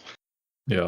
And as a reader as well, I think it's nice to have someone like Dante to kind of usher you through hell, because he does bring that mortal or human, what's the word I'm looking for? Pettiness. Or pettiness.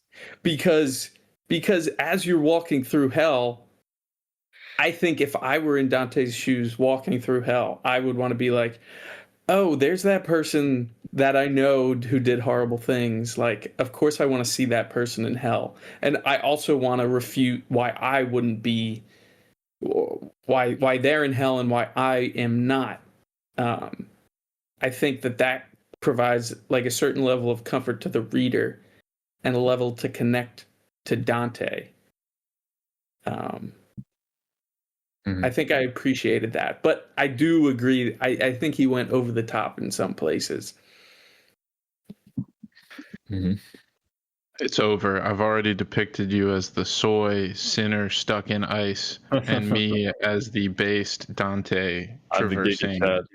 Virgil's telling me how awesome I am.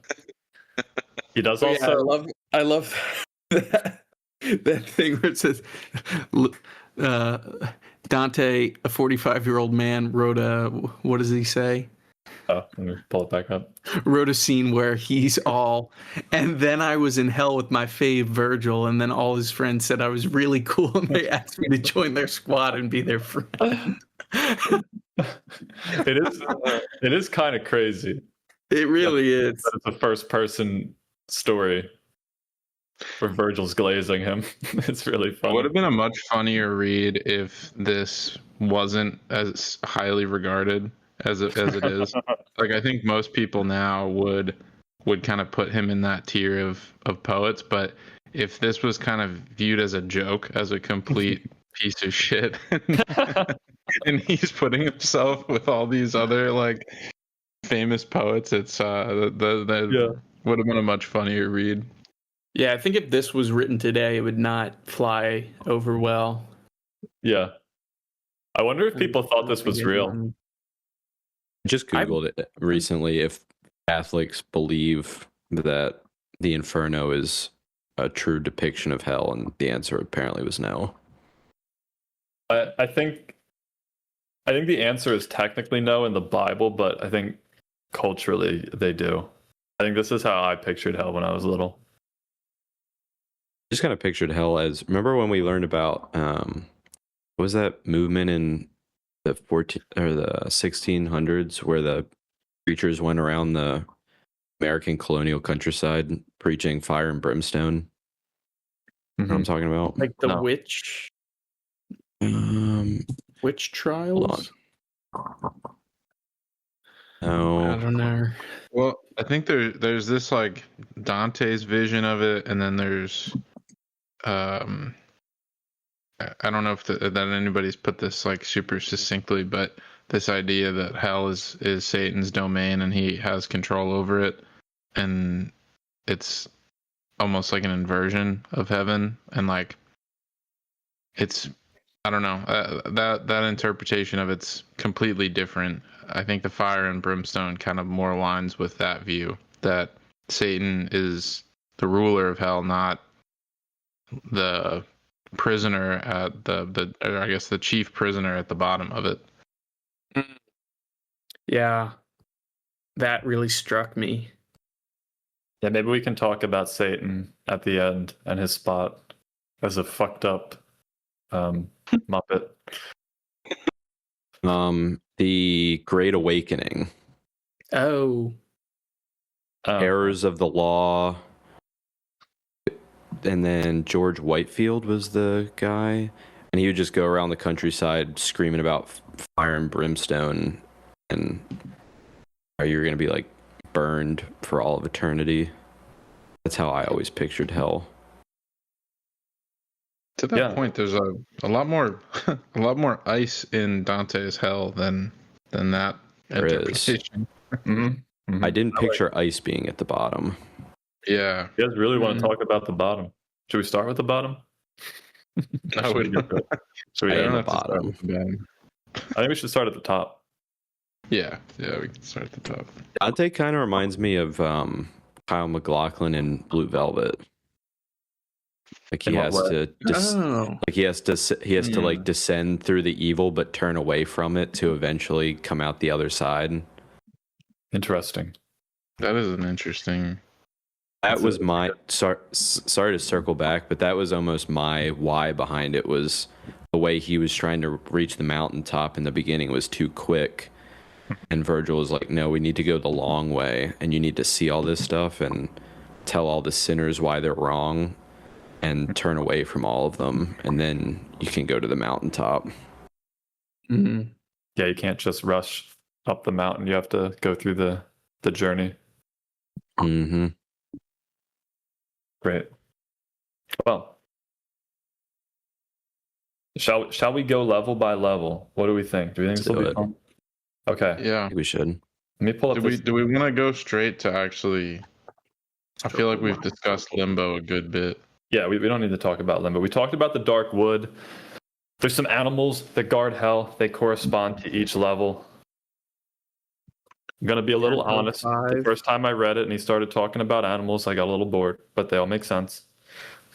Anyway, Virgil comes up to him and says, "Oh my God, you're the best." I should write a book like that. He starts queening out with Virgil. Homer comes up to me, "Oh my God, Nick, your podcast is so goddamn Your analysis of Travolta selected. Yeah, John Travolta meets me. He's like, "Nick, your podcast, it's just the best." You really sold me on Travolta's performance as Edna Turner. You've opened my eyes. Okay, we got level 2. Well, no, actually, briefly we could talk about the anti-Inferno, where it's souls that were neither good or bad, I think, and it's not Limbo. Do you guys remember that? They're all running around being stung by locusts in the dark, screaming, waving flags. Oh, jeez. Would this be where Dante would have ended up had he not gone on this journey? Since I think this circle was described as people who didn't choose good or bad. They in a way they were kind of wayward. So I feel like that fits Dante. It's possible. I'm gonna see. So it says The ones you're thinking of are the opportunists, the souls who in life were neither for good nor evil, but only for themselves. Oh. Yeah, that's even before. They are neither in hell nor out of it. Eternally unclassified, they race round and round, pursuing a wavering banner that runs forever before them through dirty air, pursued by wasps and hornets. Yeah, that sucks. That was a pretty disgusting section. I mean, for anti-Inferno, that's pretty brutal. Yeah. Imagine getting stung by wasps forever. Fuck me. I think he described them as just like covered in their own pus and blood. It was really nasty. So it says the Acedia ones might be punished in the 5th circle, but I could see him being punished here too, maybe. Not a good fate. Wasters. Yeah, that does not sound enjoyable. Okay, so So he needs to cross. So there's the vestibule of Opportunus, and then he has to cross the river with Charon Mhm. to get to Limbo. Charon's like the boatman, right? Who's in Percy Jackson and the Olympians, right? Fuck you. Why? Why fuck me? Isn't he? Trips, because your reference is not the Greek myth, it's Percy Jackson. Well, yeah, I know he's the Greek myth, but that's also in Percy Jackson and the Olympians. When I you think think about him, Grover- I think Grover about gives him the coin. So it's like Zeus, the Tibia Mariner in Elden Ring. oh, maybe, yeah. Look, I'm. If I say Zeus though, you don't say Zeus. He was in Percy Jackson. You say Oh, he was Percy's. That was Percy's dad. Oh, wait, no, Percy's dad was Poseidon. What's going on, big guy? Whatever. If your reference is a bunch of like children's slop, that's what. I can kind of see. You know what? The whole time we're going through this, every single time a character comes up that's in Percy Jackson Olympians, I'm going to reference that. I mean, I read the books when I was young. They were fun. So, Isn't there a new show coming out for Percy I think so. Jackson? I ain't gonna There lie. is, yeah. Oh, before we get into this proper, here's another high level question I had that I wanted to get your guys' thoughts on. Okay, so this is supposedly in line with Christian theology and very strict to scripture with events about Jesus, real people here, real souls. Yet he puts obviously mythological, fake Greek figures like Charon, the Minotaur. They're all in hell. But how do you square that? Like he knows they don't exist, but he's putting them here and presenting them as real as the people that are there. I couldn't make sense of that. That is a struggle I had reading as well. It almost blends the two together. Like the Christian theology and the old pagan traditions are one and the same. Mhm. Like they're coexisting, but they all fit together in hell. Another reason why I am shocked that the Catholic Church didn't strike this down as sacrilegious. Well, But he's putting them all in hell, though. but by putting them in hell, he's saying they exist. I think Like he's basically affirming the existence of the pagan gods. Is he? If you say Cerberus He never puts the pagan gods in hell. He just puts these characters that imply their existence. I don't. Well, it is odd. Well, who constructed Dante's Inferno? Like who is the architect of this hell? Does he ever say? God, the Christian God. If God made this, you would want the pagans. Wouldn't you want the pagans to be greeted by their symbols in hell? And then God would be like, "See, F you, like I'm gonna put them in hell to like torture you, just to so you show think you the pagan gods are these false idols that he constructs images of and puts them in hell? That's what I was kind of thinking. Oh, interesting. That also, I don't know about that though, because there's so many pagans in limbo. But they were like the good ones. That their only thing they did wrong was like not know Jesus or be baptized. Oh, I see. So like you could still Plato. Okay. Plato. He was like Plato is a G. Also, Zeno is in there. Nick, did you notice that? I was actually looking at our old Zeno presentation. That was fucking awesome.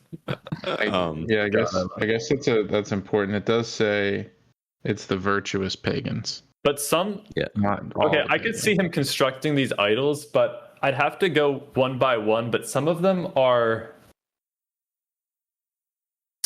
directly imply the existence of certain souls in hell implies the existence of gods, the pagan gods. I think that Achilles, his mother was a goddess, and he's there and he's real.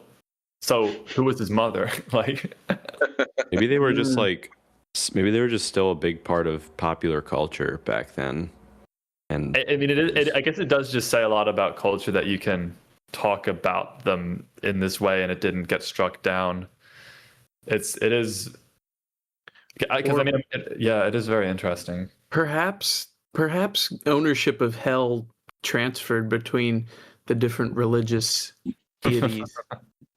Like there's a new god in office, so he's going to Jesus is recreate in hell in town. his image, and maybe there was some stuff that the pagan gods did that the Christian god liked, so the Christian god kept him around. I mean, I guess I don't think that's the orthodox interpretation. I mean, I think what Dante's saying is God, the Christian God, is eternal, and this is all his doing.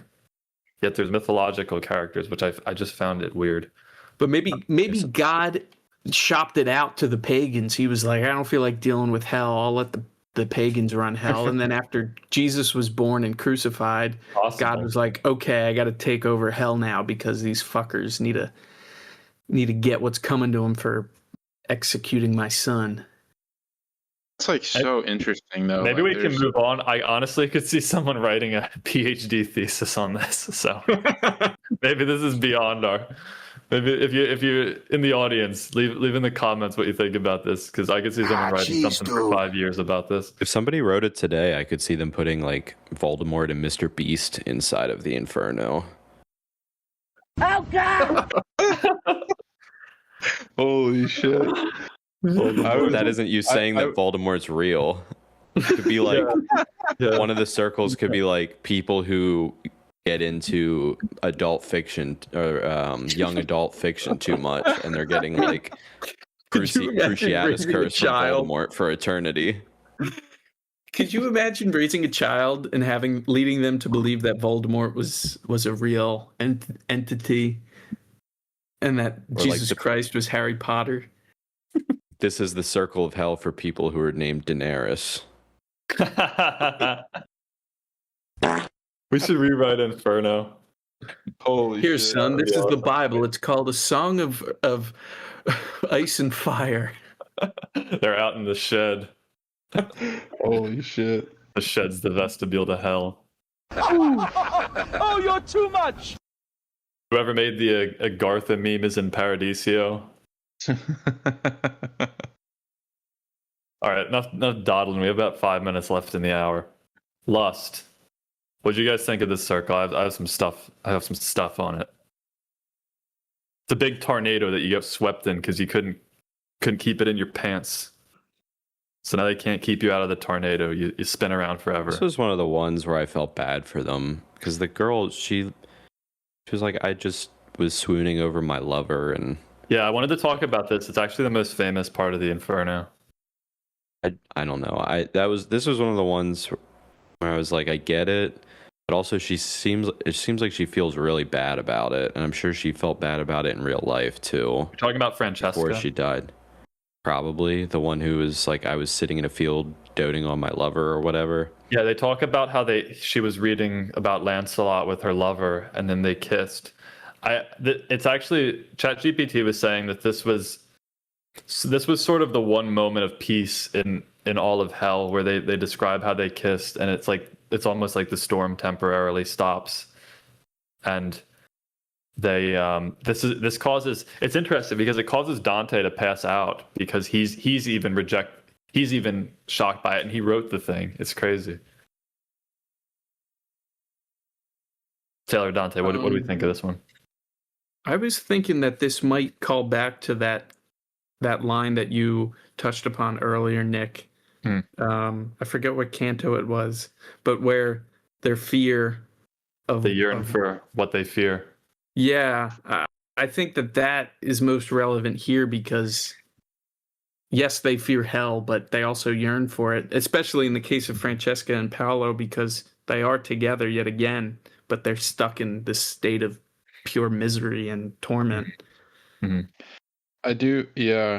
I think this is a part where some of the beauty shines through over the disgusting parts of this, where he describes them as birds, which I think is really not what you'd expect for the first circle of hell. These like birds that are mating for life, kind of. And yeah, the fact that it makes him stop in his tracks so hard that he passes out is it was kind of surprising. Not what I was expecting to get into in the first real Circle of Hell. Yeah, it's very sad to see the two lovers in hell. A few lines that are worth calling out. One is after she describes them kissing, she says, because they're reading a book, she says, that book and he who wrote it was a pander. In this context, pander is sort of indicating a pimp is a strong word, but a go-between. I think it was, the story was that they were reading was about someone who arranged for an affair with Lancelot and his lover. So what they're saying was that it was the book that brought them together in their love, which is sort of a meta commentary on the power of literature, and maybe is getting at what Dante's trying to do with his book. The other line that really hit me, and I think is probably one of my favorite lines in Inferno, is when she's reminiscing on their romance. The first thing she says is, "The double grief of a lost bliss is to recall its happy hour in pain."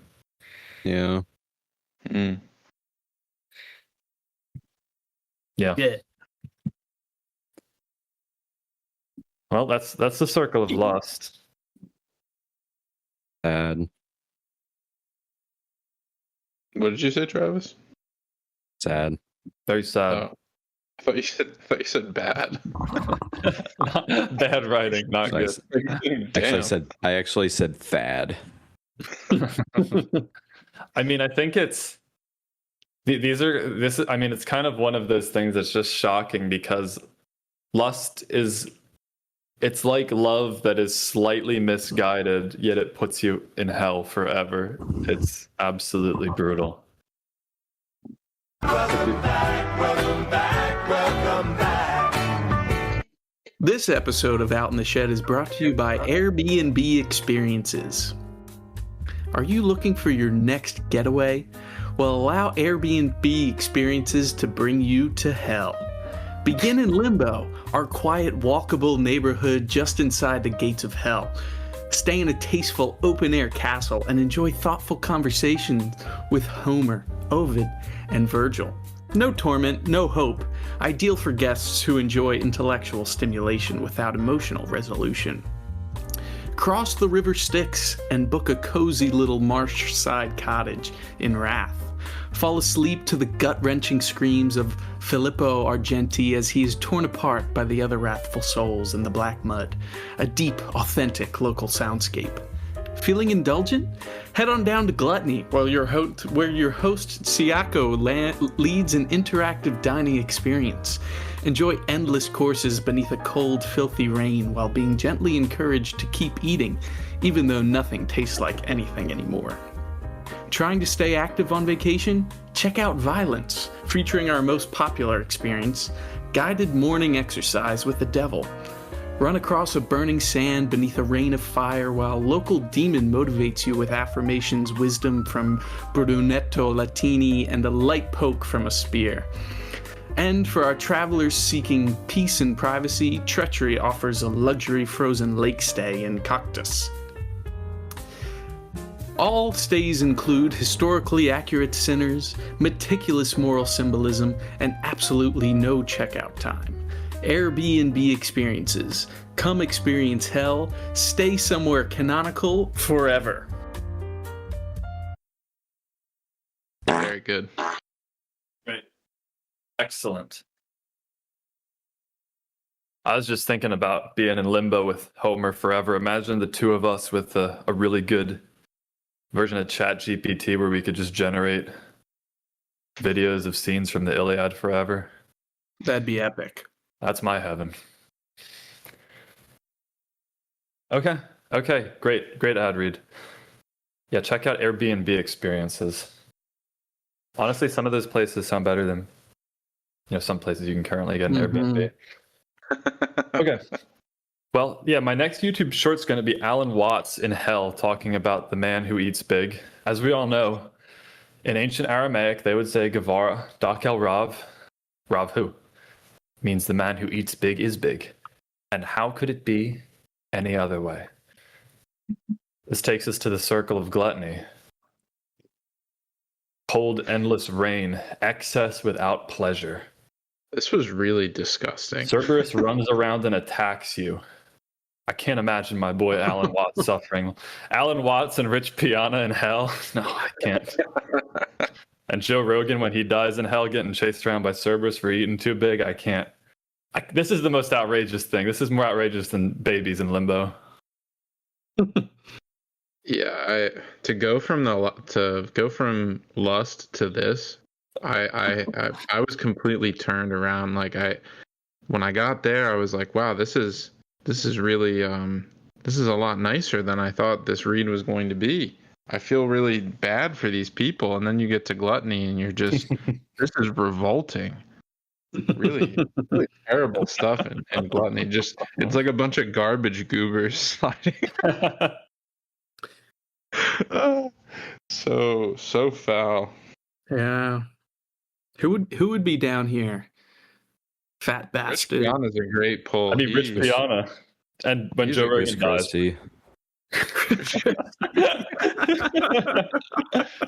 James Gandolfini for sure.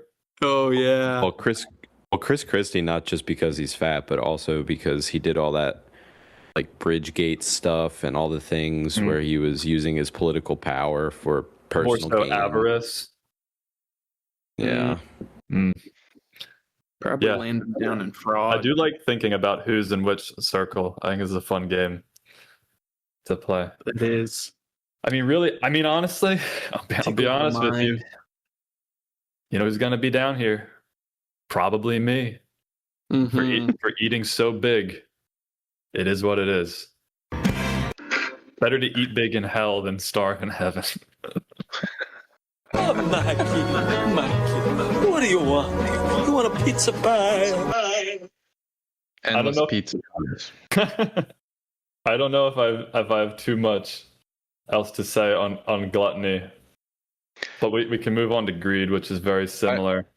The only other thing I wanted to call out is there's ice in the third circle, and then I don't think we see ice again until the very end, which I don't know if that's intentional. I don't know if he has a specific contempt for gluttons that he would put ice here. The ice is different here because it's in motion. Yeah. And it makes mud. Icy slop. Icy slop, yeah, like a slushy. It is interesting. Is this where the suiciders are? No, they're later on. Oh, they are. We'll have to talk a lot about the suiciders because that is fucking crazy. And then we have, gluttony. I don't know. Pretty bad circle. Maybe at the end we can all talk about which circle we'd choose. I do not want to be in gluttony. That sounds like it sucks. Nor. Greed. I think they push around stones. I think there's hoarders and squanderers here. Yes. Not a horrible circle. You get a workout.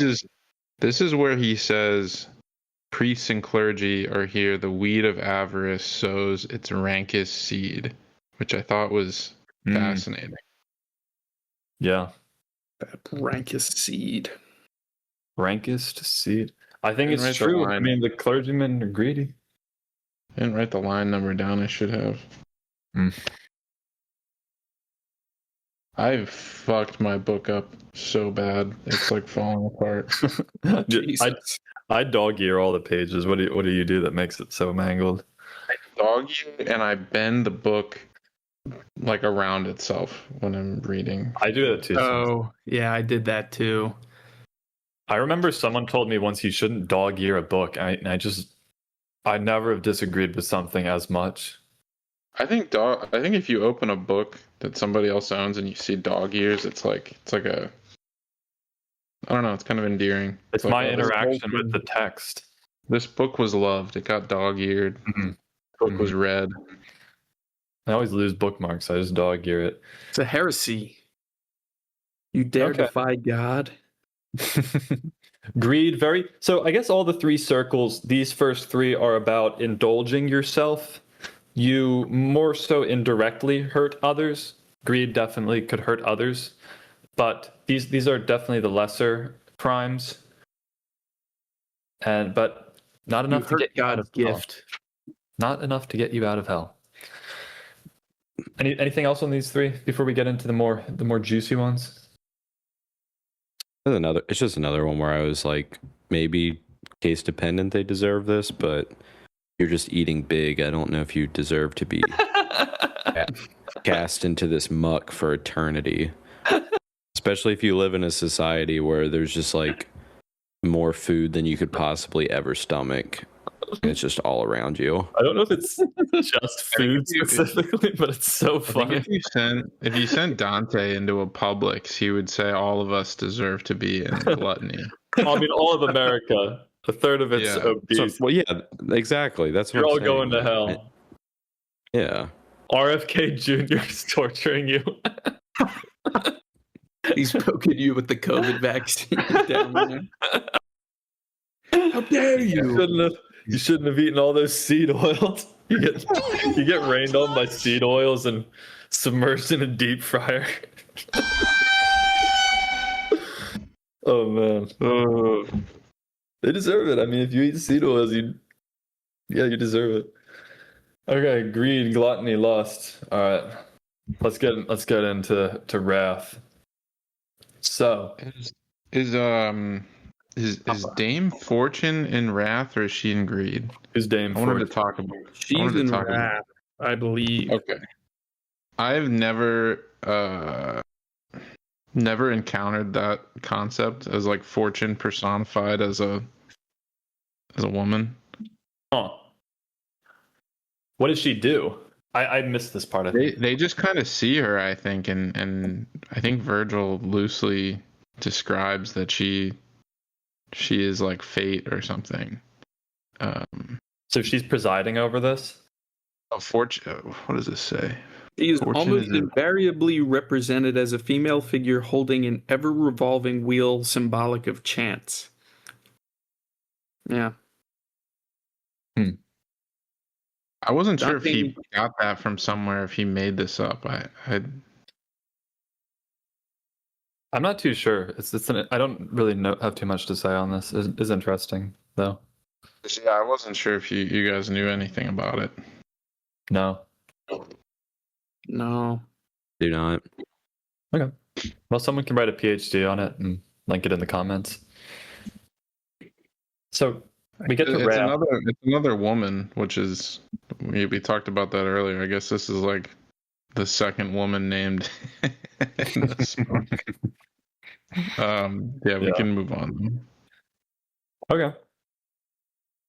We get to wrath.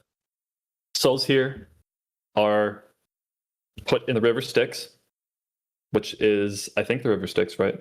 Just traditionally the river in the Greek underworld that you cross. Mm-hmm. It said that if you were wrathful and lashed out in wrath, you splash on the surface, I think. But I thought, interestingly, if you submerged your wrath, you were submerged under the Styx. So even if you had, at least according to GPT, even if you had wrath that you didn't show, you still got punished. Sorry. Not very forgiving. I don't know about you guys, but to me, the most horrifying parts of Inferno, or punishments that I would least enjoy, are the ones where you're submerged underwater and drowning. I found those particularly awful. Yeah. Oh yeah. That sounds like hell. Like burning in pitch and boiling blood submerged under that forever. That sounds. This would certainly give me nightmares if I were a 14th century peasant.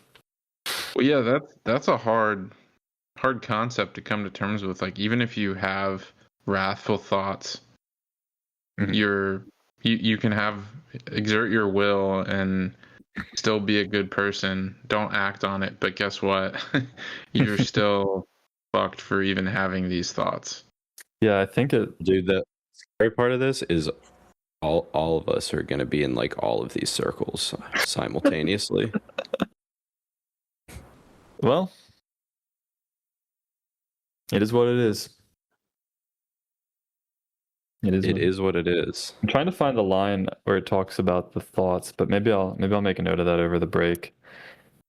I just want to say, for the record, I do not dismiss the possibility that such a place exists, and I am not prideful enough to make any claims against it because I do not want to be put here forever. Just putting that on the record. If Dante's right, I really cannot say such a place does not exist. Oh wait, Dante, I missed this. You believe this? Yes, I do. Like that it's like this? I do whatever Daddy Alighieri says. Whatever. I must do. Okay. I see. Mm-hmm. Okay.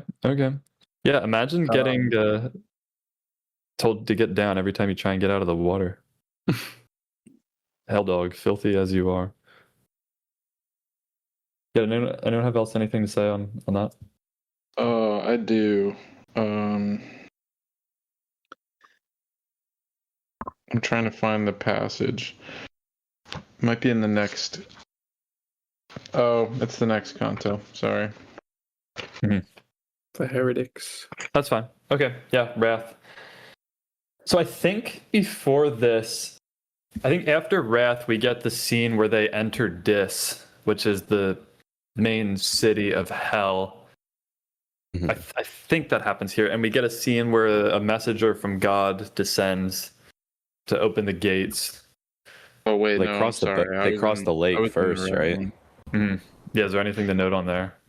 I did want to note when I'm gonna botch this pronunciation, but when they approach Pelagius, However you saying want. that? Try. I don't. Fellatio. When they approach Pelagius, he's one of these characters that they basically walk up to and mog, and then they just get their way.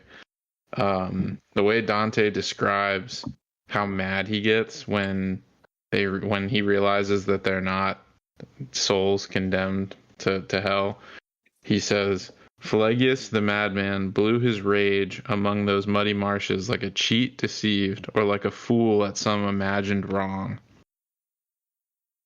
That is so... I thought that was so funny. Like he describes... He could have described him anyway, and he uses two separate metaphors that basically call him a dirtbag or an idiot. So funny. Yeah. Yeah. Okay. Yeah, it is funny. But what did we have anything else to say before we talk about Dis? I didn't. If not, okay. So what did you guys think of the idea of Dis? Because I did not expect an actual city wall. I sort of imagined it like the big wall around Leyendell and Elden Ring, but more evil. I was picturing the whole time I was reading this book, I was picturing myself playing Elden Ring. Yeah. It would be kind of epic to have an Elden Ring set in the world of Inferno. Or Minecraft, a Minecraft rendition of well, the Nether is Inferno. Sort of based on Inferno. Yeah, I thought it was kind of cool. I was thinking of it like an Elden Ring dungeon where you think you're like it reminded me of when you kill it's like Radon, when you kill Radon and then the comet falls and blows the hole open in the ground and you just keep going deeper and deeper down in there. It kind of reminded me of that. There's a part, Dark Souls 1, you probably haven't played it, but a lot of that is, it just keeps going down and you keep going into, actually, maybe it is based on Inferno. You start in like a sewer and then go to a swamp and then a hellish place. It just keeps going, down forever. It is. Yeah, what, Taylor, Dante, what do you think of a city in hell? Expected, unexpected? Well, I would... Go ahead. it. Mm-hmm. I liked this being in hell. It brought me. It reminded me of. I think it was very fitting, especially considering the congregation of the masses in I mean, not so much in the 14th century, but I just think that whenever a society kind of conforms around one central point, that is kind of hell in and of itself. But also, there can be beauty within that jumbled mess. I say, as I'm looking out the window at New York City, I don't know. I think a city is very fitting because when I think of beauty, I don't necessarily think of a giant concrete structure. I tend to think of something that's pretty far removed from society in nature. So I think the presence of especially a man-made structure is daunting. I like it. I like this. That's a really interesting angle. I didn't consider that. Like,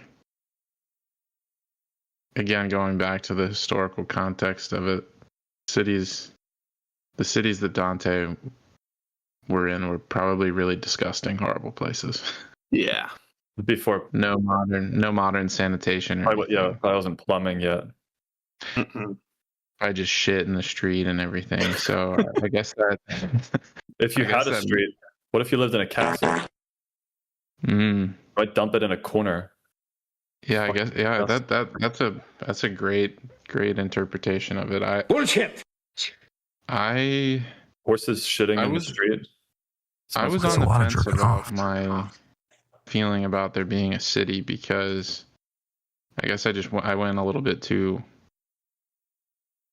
literal on it. I guess in my head I was like, who is this city for? If God made this place and ultimately this isn't like a dominion of Satan, like what's the point of there being a city down here?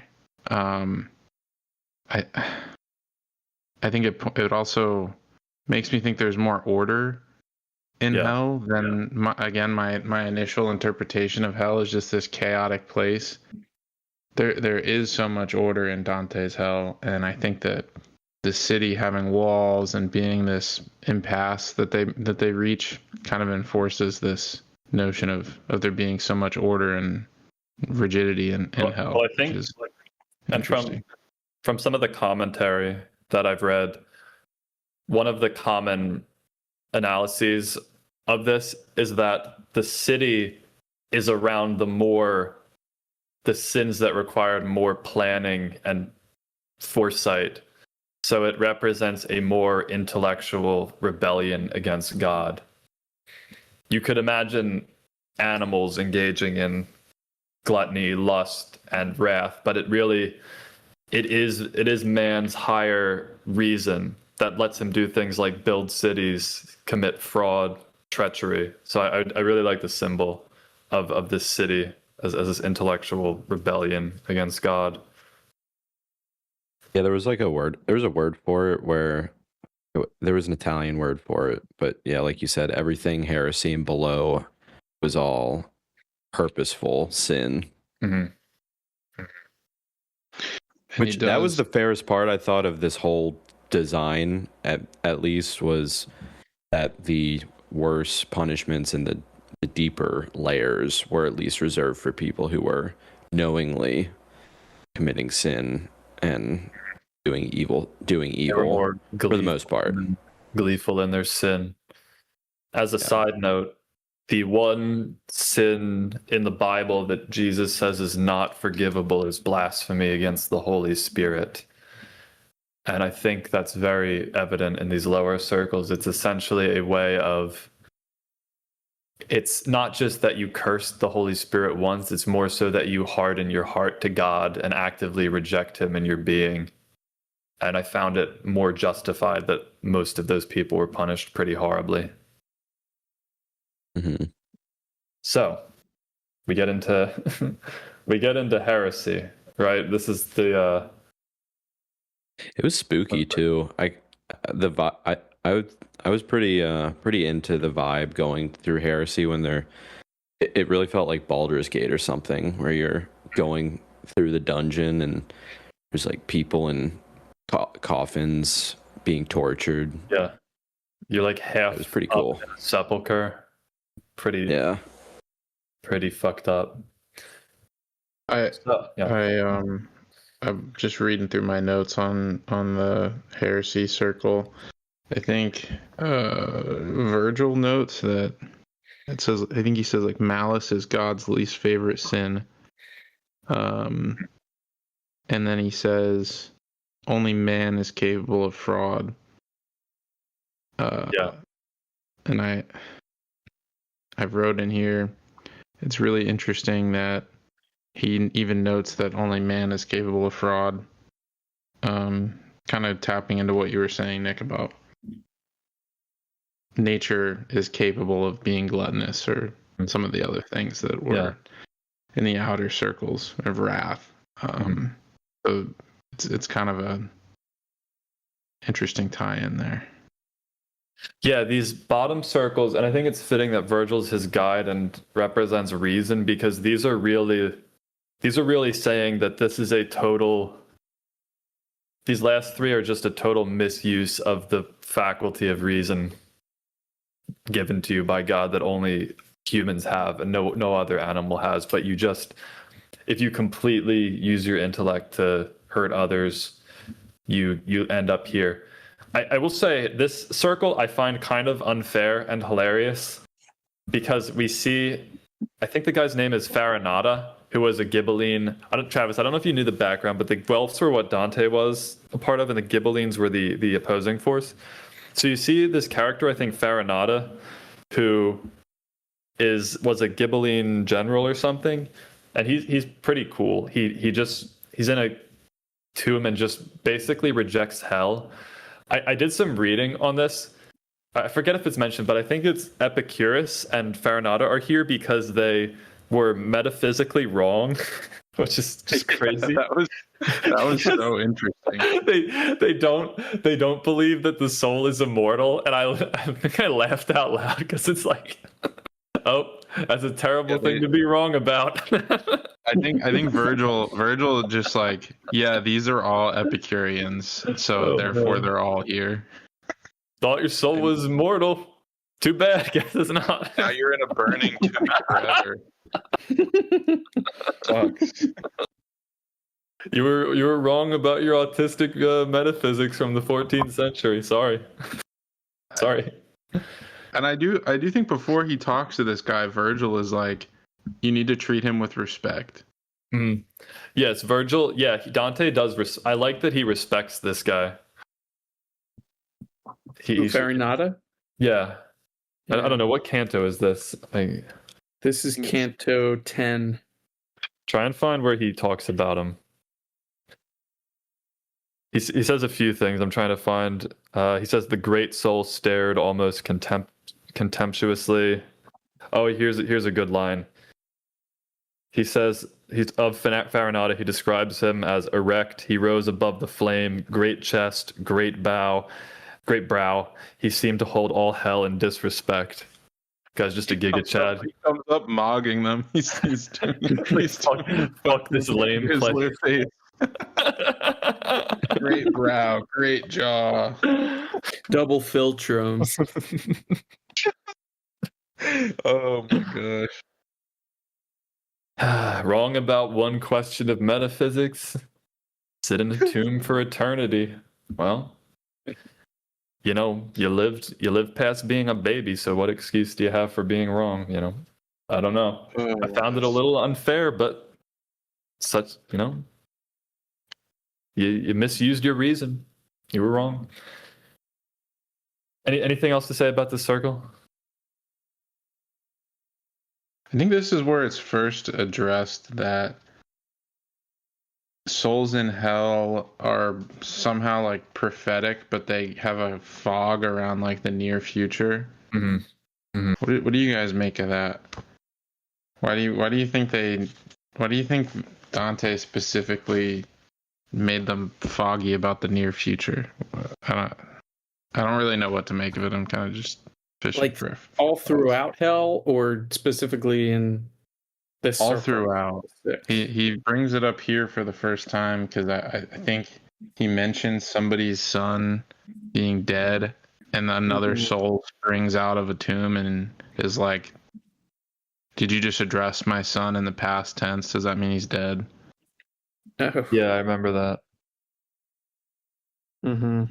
I don't know what to think of that. I think specifically in this section, it makes sense, but It's kind of a torture. It's kind of a torture in its own way, if they're all in this state of generally knowing how things go, but they don't. They can't know the fates of people that they were associated with. Maybe it's like they were so wrapped up in current events that it's part of the punishment that you can't know about that. Yeah. Do you have a take on this, Travis? I'm not sure. Yeah, it's a tough. I don't know if I really thought about it. I do always find it interesting that the dead have prophecy capabilities and stories. In the This would probably come up. Sorry, go ahead. I was just going to mention in the Iliad when the often when the heroes die, they can briefly see the future. Maybe that's what he's pulling. I think there's just a tradition that when you're, I don't know, maybe when you're on the brink and maybe time distorts as you transition to this other plane, you perceive things differently. I don't know. It's a difficult question. The series I was just reading, I just finished it. In that fictional story, there's certain points where when characters die, they have what's called death rattles, where they predict the future in their dying words. Interesting. Which was pretty cool. I think there's even some experiences in real life where people claim to have almost died and then claim to have seen the future. Obviously, I don't know if any of it's ever been verified, but it is an interesting idea. Why? This is going to come up later too, I think. But why does Dante get unmolested passage through hell? Like, why don't these demons just murk him? I mean, because God has authority, I think. So God has authority over all these demons in hell? Yeah. Beatrice's will. It's kind of interesting. I mean, Beatrice's will and the will from heaven.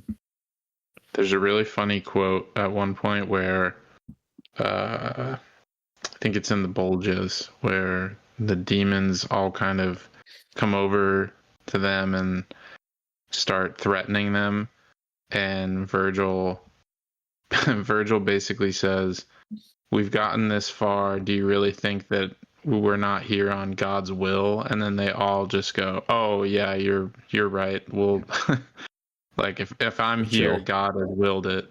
So then they all back down. I think there's a sense there are a few points where Virgil and Dante get afraid because ultimately the demons sort of do have their own autonomy, and if they wanted, I think they could hurt them. But they are very afraid of God because there's a few times, I think, when the messenger of God comes, I wrote down there's this one metaphor that says the wicked souls were like frogs splashing away in the water before a snake that strikes. In the Bible, it is said that Christ harrowed hell. When after his crucifixion, it said he went down to hell, and when he freed all the righteous dead, I think that's even described that part of hell collapsed when Christ came. And I think they are, and I think the other note is they can't even say the name Christ in hell. Like it might cause I don't know what would happen, but it's too like his power is he's simply too damn powerful. So I think when you say that God or Beatrice, sent them here, they're afraid. They whip into shape. I guess I always had a misconception about hell being a place controlled by Satan that God hated, vice a place that God. We were talking. Maybe we were talking about this for the punishment of sinners. Maybe we were talking about this in the first hour, but from the way I understand it, generally it's thought of that hell is controlled by God. because he created he created everything and banished Satan somewhere. So Yeah, he had It's to pretty much create like his jail that he built. Yeah. it's his It's really fucked up jail. That he It also built kind with of wisdom and primal love. yes, well, justice. it also it kind of distorts the like. I guess it is like, do you see God as like the loving God or the wrathful God that he's like cooking up all this insane shit to put people through? Yeah. And also it's kind of frustrating because I mean he's like the people who, not to harp on the, no pun intended, not to harp on the ones who like kill themselves, but We're getting he's there. he's the one who got them like depressed enough to kill themselves, and then he comes up with the punishment. I don't know. That's something I always struggled with. Even the Calvinists. Well, there was the one strain of Christianity. The Calvinists believe that since God's all-knowing, he knows your fate. So when you were born, he knew where you'd end up. So since he's omnipotent, he's like making your brain to be depressed. Yeah, which is something I always struggle. I mean, with. It's always I feel like that's in general. Mm-hmm. No, I agree. I've always had the same struggles, and that's why I guess I was raised Catholic, but I just don't. I can't really subscribe to all the theology because there's questions like that just don't. It just seems too. It's just too brutal. Like why would God creates all this, and then and then you suffer for eternity because you messed up. It's just especially with the fate and predestination.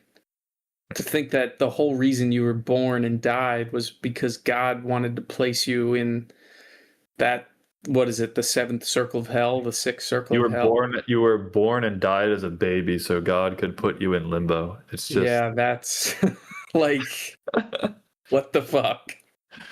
Yes, that is... How the fuck am I funny? Well... Getting into more brutal punishments, let's talk about the violence circle. So, this one, I think we'll have a lot to say. So, the violent against others, I guess I'm a bit confused about the difference between wrath and violence. Maybe wrath is just the anger but not acted upon.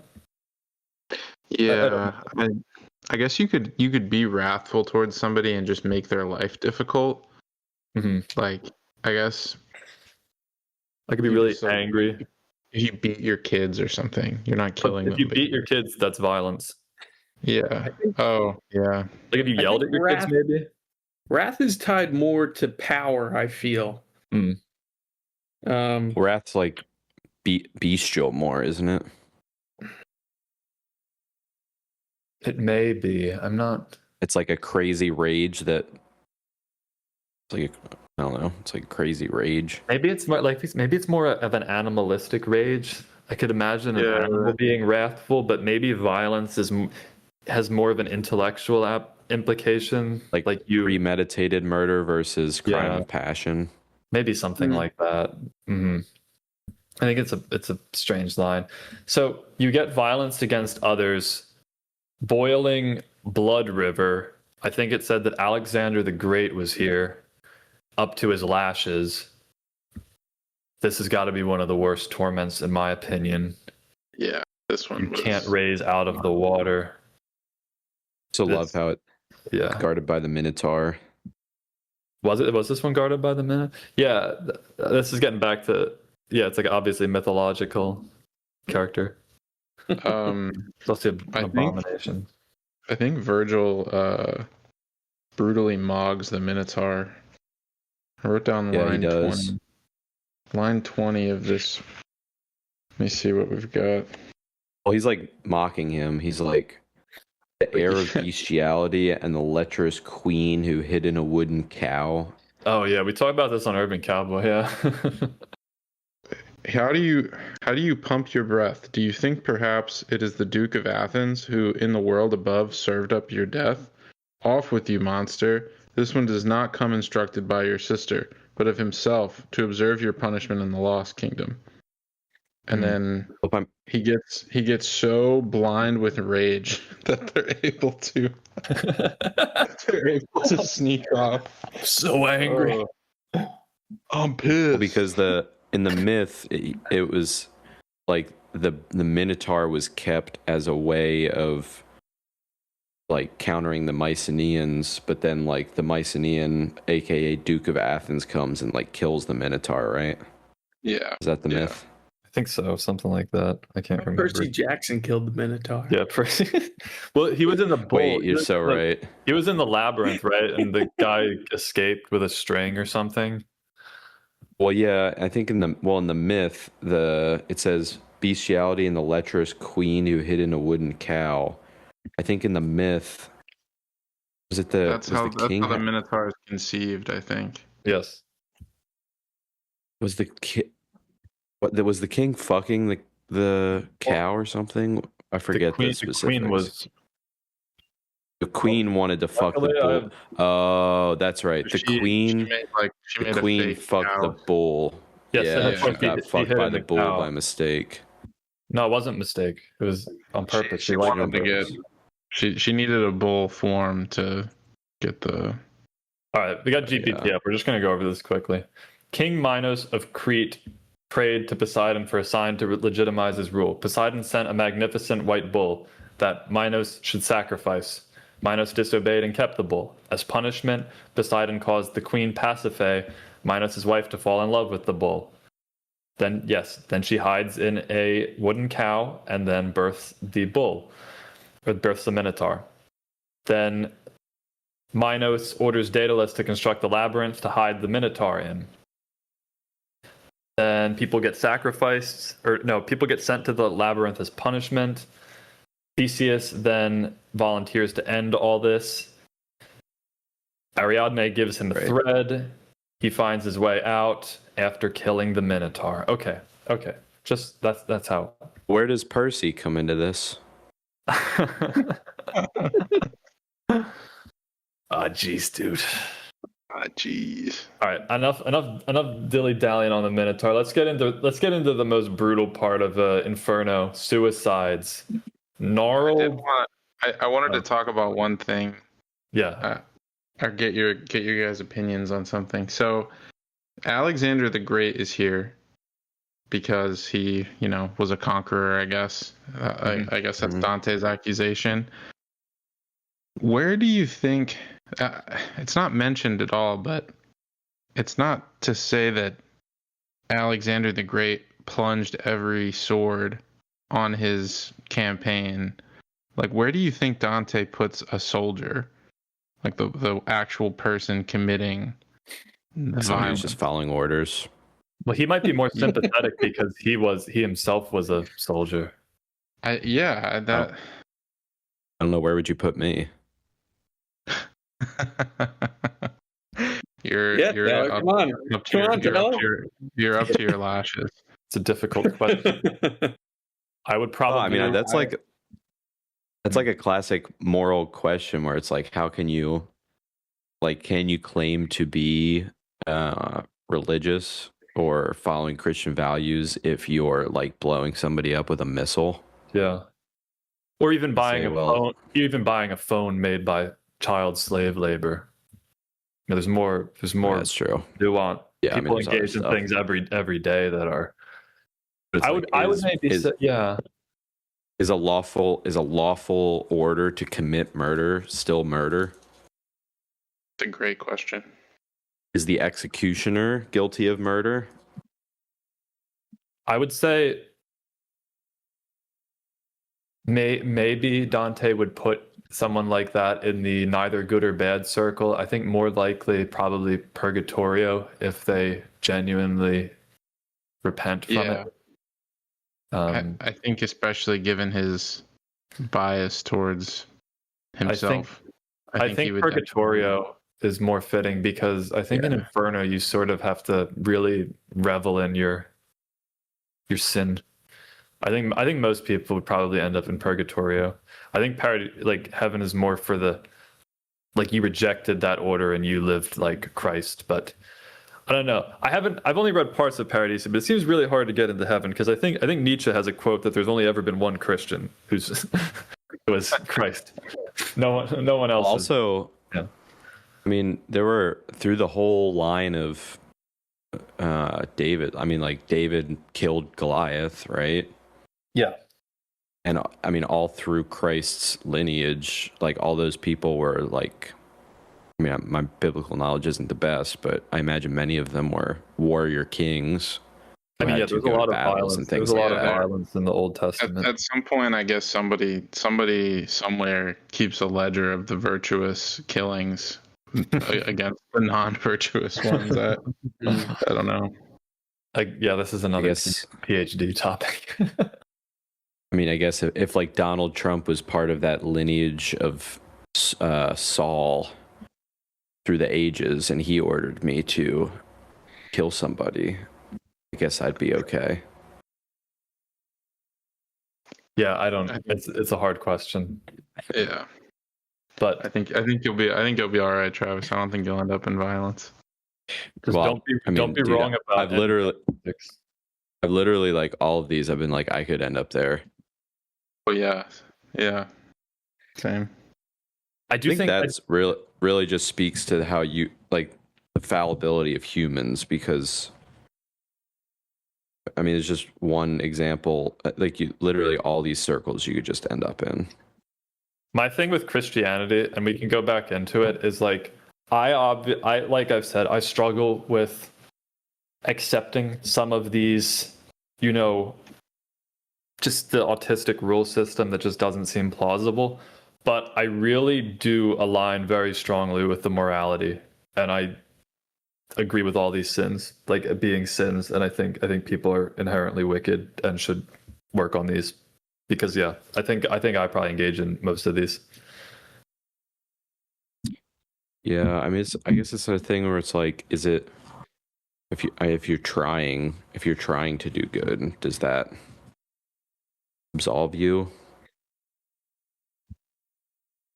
I think ultimately in Christianity, the answer would be only God knows. Yeah, because he'll be the one judging you. Are we sinning right now for trying to trying to put ourselves in God's shoes? Yes, it is a sin. It is a sin to try and understand God. Playing God. I also just had 3 chocolate chip cookies. Well, you'll be getting chased by RFK Jr. forever. That is what it is. You gluttonous bastard. Oh man. Okay. I don't know if you've seen the clips. There's a game where you play where it's like an AI generated voice and a cutout of a person follows you around. Like you get chased by Bibi Netanyahu. I don't know if it's hard to reference if you haven't seen it, but I'm imagining that's a bit what hell's like. Anyway, It's what it is. violence. Are we ready to talk about the suicides? Yeah. Mm-hmm. So I think this one's really brutal. If you killed yourself, you end up as a tree. I forget. Does it say your body's hanging on it? You bleed. Well, it says like when your soul leaves your body, it comes down here and gets planted as like a seed. And then while your sapling's growing, the harpies are feasting on the leaves. And then once you get big enough, they like start making nests. In my opinion, this is possibly the worst punishment in all of Inferno. Really? I think so, yeah. It seems the most brutal. It's like the only insane. You don't. The only way for you to grow is for them to rip at you. The only way about the one for the crime, for the sin. I think period it's one of the most brutal, because you don't. Well, it's like so just for the full description, you are a tree. You're gnarled. You're bleeding. Harpies claw at you, and that's the only way you can speak. I think it's just what's so brutal about it to me is that you don't even have a body. Every other sinner, unless I'm forgetting any, you still have some semblance of your humanity. But this is just an eternal reminder that you rejected God's gift. And now it's like, oh, you didn't want your human body? Enjoy being a fucking tree that can't move or do anything forever. It's so awful. I have some thoughts here. I'm going to go back to my thing that I keep bringing up. The ultimate punishment that we keep talking about for this is you become a part of nature. You are no longer human, like you said. You're thrust into the natural world as a tree. something else that I wrote down here because it kind of applies anywhere where there's monsters, but all of the monsters are this aberration of the human form in some capacity. I don't know if Dante is intentionally trying to get at this, but there's harpies here. They're kind of an aberration of the human form. They're like a bird, human hybrid, and they're ripping at these trees. I don't know. There's a lot of points throughout where, and this is like the primary point, but where you kind of see this budding of nature and Christianity in the Inferno. Yeah, you're cut off. I guess you're maybe they view it as nature, being part of nature is a punishment instead of a higher soul. It's also so brutal because a tree, it's like a mockery of nature, because one, it bleeds, but two, also, what does a tree do? It reaches for light, but it's sort of a sick joke that it can't here because there is no light. So you even if you felt repentant for what you did and you reached towards the light of God for forgiveness, there is no light. You can't move. All you can do is cooked. All you can do is suffer forever. What do you guys think about this? Also, I know someone was talking about, I think Travis, maybe, about how it seemed unfair to send suicides to hell. But what did we do? We think this punishment's? Do you think it's unfair to send them here? What do we think of this? God's I already logic. kind of said my piece. I think it holds up in God's logic if that's the law of the land, because you've forsaken His gift, which is life on earth. But why did God make you depressed? Exactly. Why did God make you depressed? Just for you to kill yourself, just so that way God can put you in His forest of the damned for eternity. Like, I think that is. I think Dante would say you're ultimately. That's fucked. God may have made the world that made you depressed, but ultimately you're in charge of your own soul, and you should not do this. You should find it in your heart to embrace His gift. Though I understand what you're saying. It does seem very unfair given the circumstances some people find themselves in, that you end up here. I definitely agree with like the fact that it's unfair. I think the order of where Dante chose to put them is interesting. Like the implication that like killing yourself is worse than killing somebody else. You know? I think there's something. I think it's just a complete rejection of. It's just a rejection of God's gift. Yeah. Like, it's one thing to hurt the gift in others, but to actually say, I don't want this gift for myself, I choose to end it, I think is what makes it worse. Yeah, God wanted you to pull yourself up by your bootstraps and live a life in honor to Him. And you couldn't muster the strength, so He struck you down.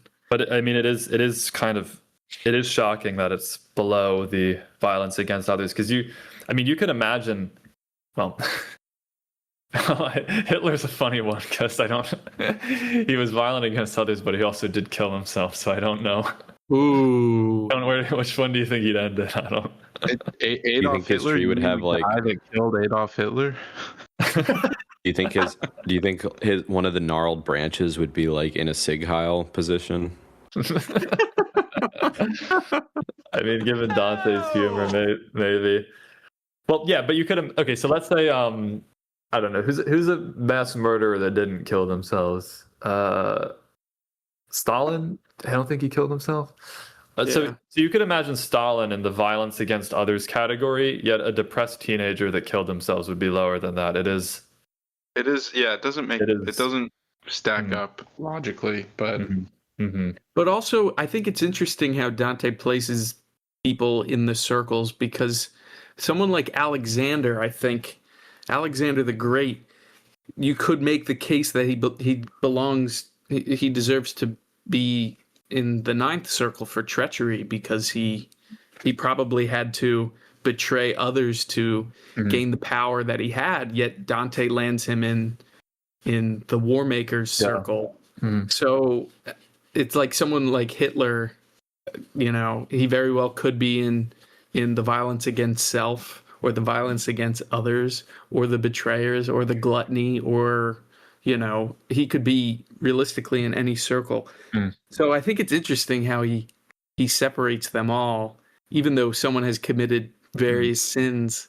Yeah, they're really only subject to one. It's really punishment. the most prominent one because I could see a lot of people could realistically. I mean, people commit multiple sins, so it could end up in multiple layers. But I don't think the story would work. Like Dido. Dido killed. She was the woman Aeneas had a romance with, and then she killed herself. She killed herself, but is punished for lust. Yeah, see, this is where Dante shouldn't have used a cone. He should have used like a giant 9-circle Venn diagram. Oh god, that'd be so autistic. Or you have like the thing you walk on in the airport to go faster, or there's an escalator or something that takes you through hell, so you can do a rotation. Or he has multiple Virgils who are just ferrying people throughout hell. They're like, sorry, you got to go to Gluttony next week, and then you're back down to Treachery. I don't think that would make for as entertaining a story. No, certainly not. So wait, Nick. What? Nick, instead of Virgil, it's New York City pedicabs ferrying you all around hell. There's rickshaws driving you around. This car is automatic. Oh my god. That would be my version of hell. It's just that is hell. That's hell here on Earth. Rickshaws driving me around. New York City's a literal demon driving you around. New York City's great, but my hell would be riding in a rickshaw for all eternity. Dude, the one thing I like to do at work to remind myself that I'm a human being and not a cog is to leave the office and walk to Central Park, but I literally have to dodge about 50 petty carts to get there, and then when I do get there, it just smells like horse manure. We need to stage a rebellion to make Central Park pedestrians only, because it just kills the vibe. Agreed. Okay, we got a few more minutes. Got to start throwing brooms at the wheels or at the spokes of the rickshaw guys. Have them crash and burn. So it sounds a bit wrathful, or violence against others. I don't.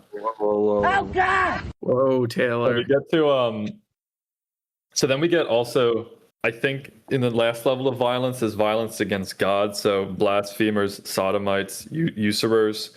Interestingly, sodomites take what is. There's a quote I heard that sodomites take what is fruitful, i.e., intercourse, and make it sterile. Usurers take what is sterile, i.e., money, and make it fruitful. You are walking in sand and have burning rain. Not too bad a punishment, I gotta say. That's it's a little bit better than. It's bad, but you're not submerged in blood. And I think. No, you go. Oh, I thought it was very funny. We see a bit of Dante's unreliable nature in this ring of blasphemers, sodomites, and usurers.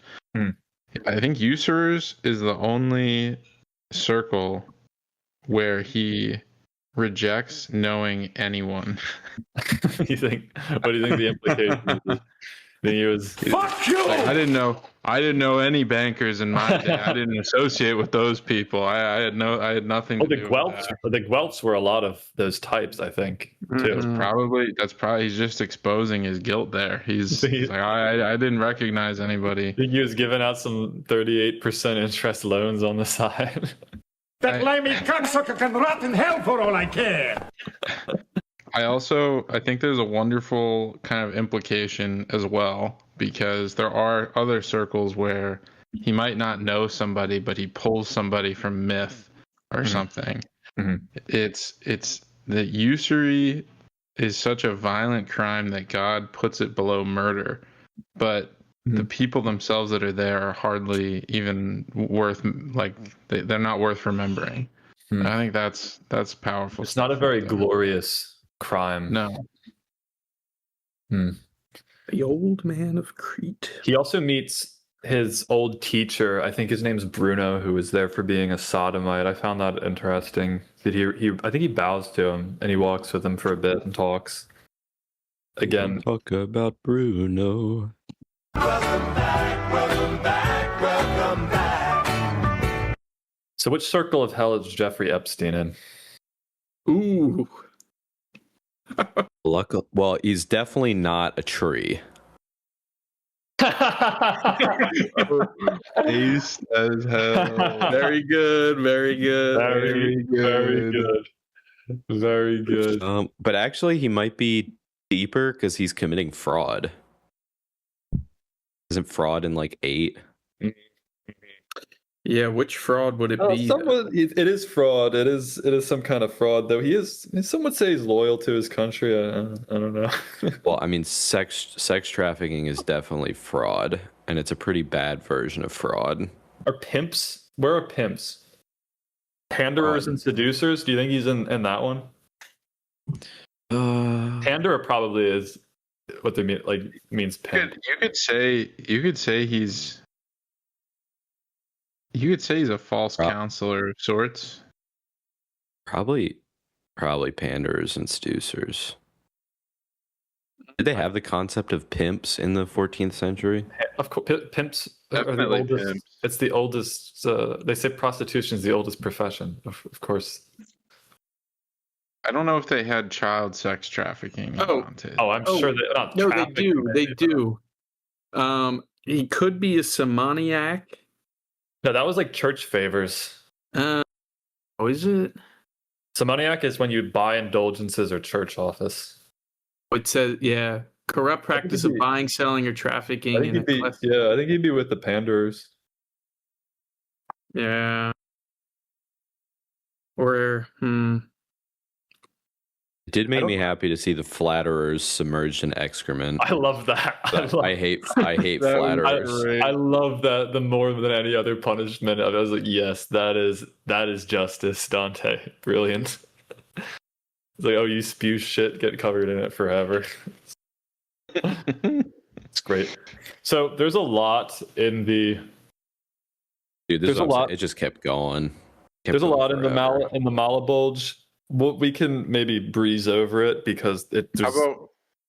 How about we all just pick one that was our favorite, or one we want to talk about. Yeah, sure. Why don't you can go over and then I can cover any remaining ones that are worth noting.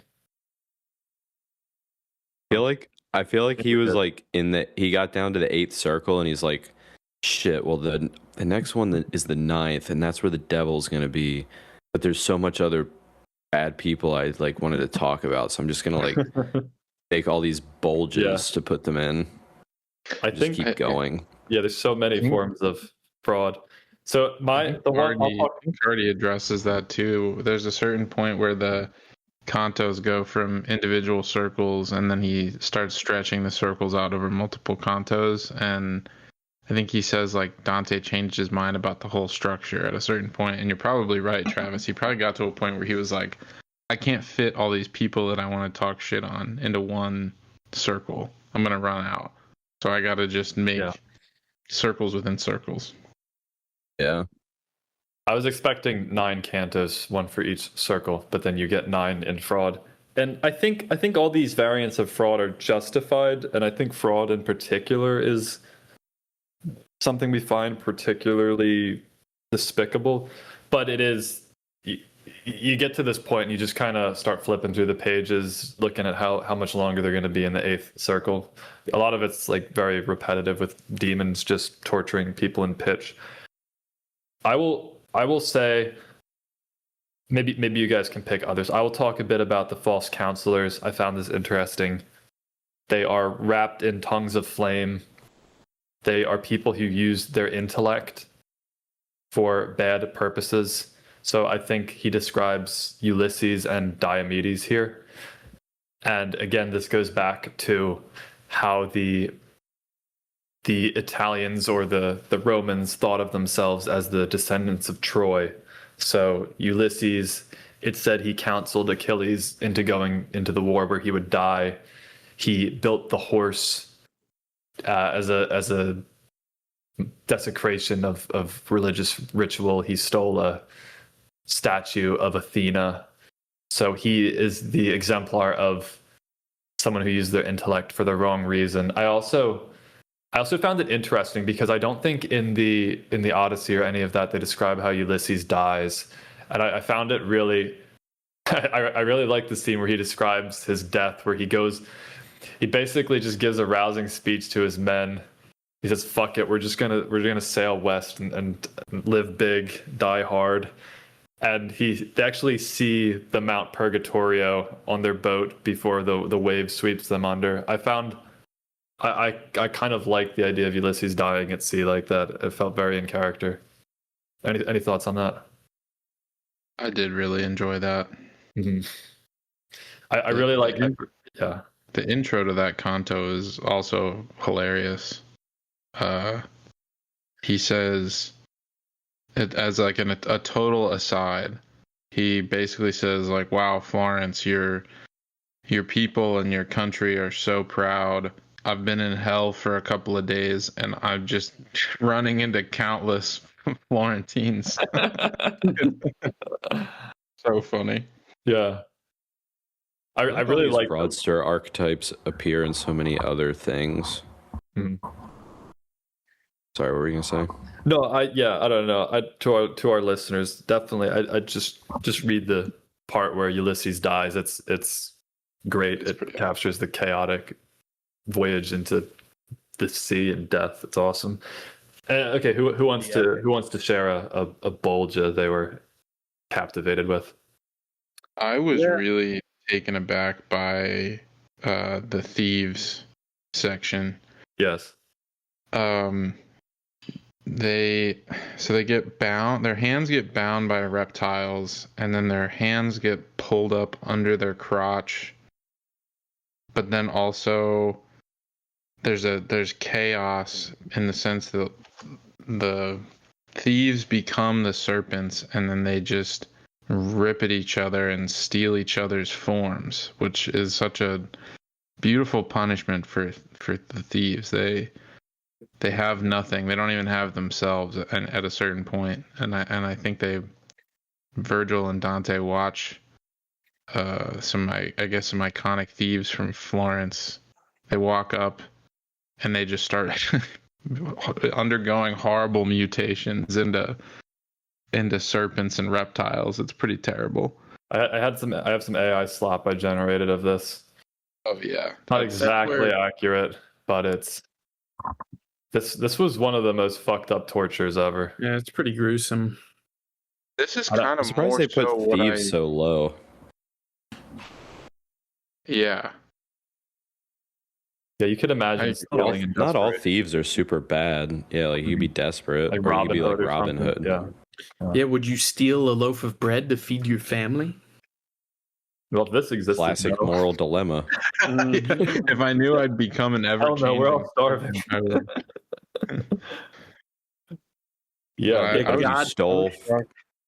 God put you on Earth and made there be a blight, so none of the crops could grow, and you had to resort to thievery to feed your family. What if you stole from one of the gluttonous from the third circle or whatever it was? Oh wow!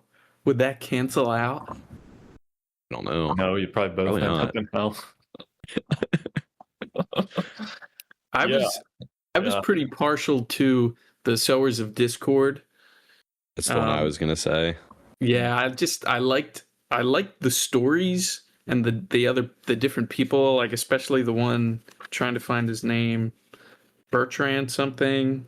Yeah, Bertrand de Born, and how he pretty much convinces his son to, or convinces some guy's son to defy him and stage a coup, and then it just ends so poorly for everybody. And the punishment is they're just getting like hacked to bits, but they're walking in a circle and they heal by the time they get back to the devils who are hacking them to bits.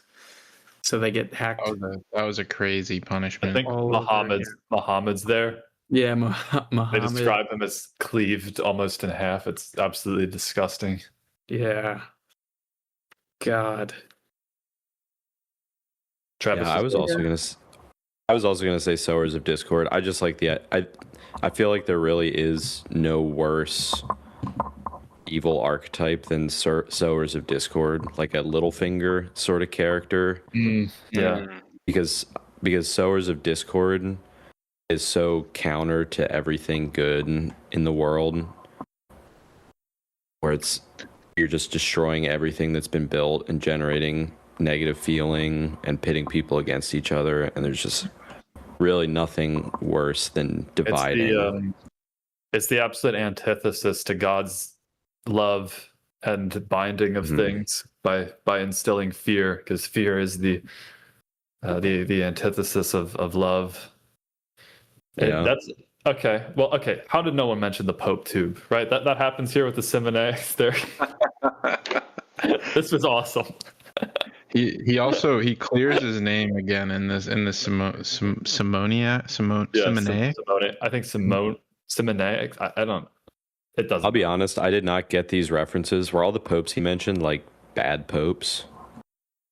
Well, one of them was personally wronged him.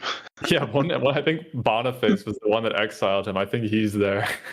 Yeah, just ones he didn't like. I can sort of imagine like, is this whole thing just to shit on him? What do you mean, the Pope? Like, did he like write the Inferno just to like include the guy who exiled him in here? Oh, I'm sure that was like chief on his list. I'm sure it was a motivation. Yeah. Yeah. I actually here filibuster. Someone describe the scene with the popes. I got to try and find an image.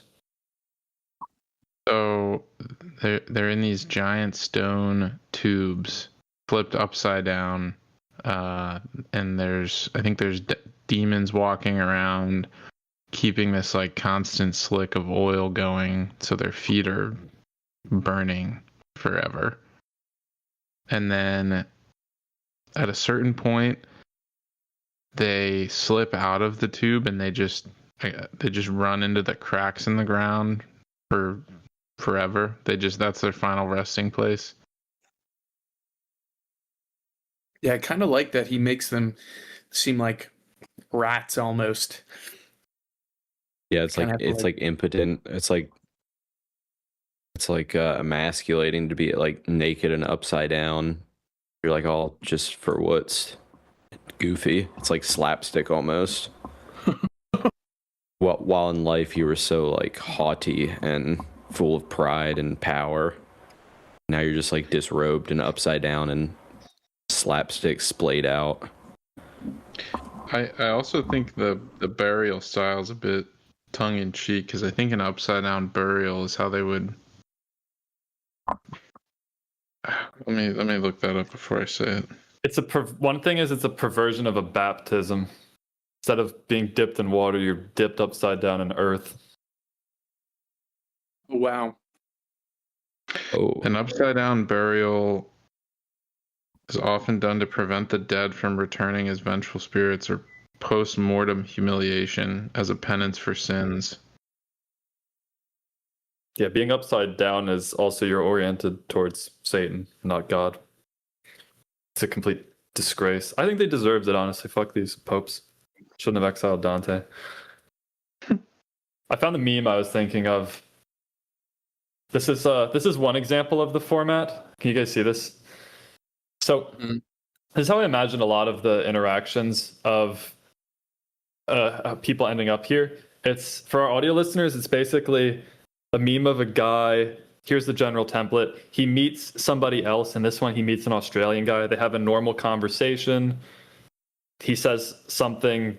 The Australian guy said something that slightly offends him. He says, he just walks it off, and then it has later ... And the guy's really angry, posting on 4chan. I sort of imagine this, but Dante is the later, and he's posting about how pissed off he is at everybody. Like I could imagine Dante meeting some guy that said, "Hey, I read some Epicurus," and then it's like later, Dante's describing how you're burning in hell forever. He's just like a bitter man. Yeah. I did kind of Which, picture I mean, him he alone. admits. Yeah. I did kind of picture him admits writing he's this like, I'm in the alone in woods. like a shack. I mean, he's exiled from Florence. His bitterness is He's out in the shed.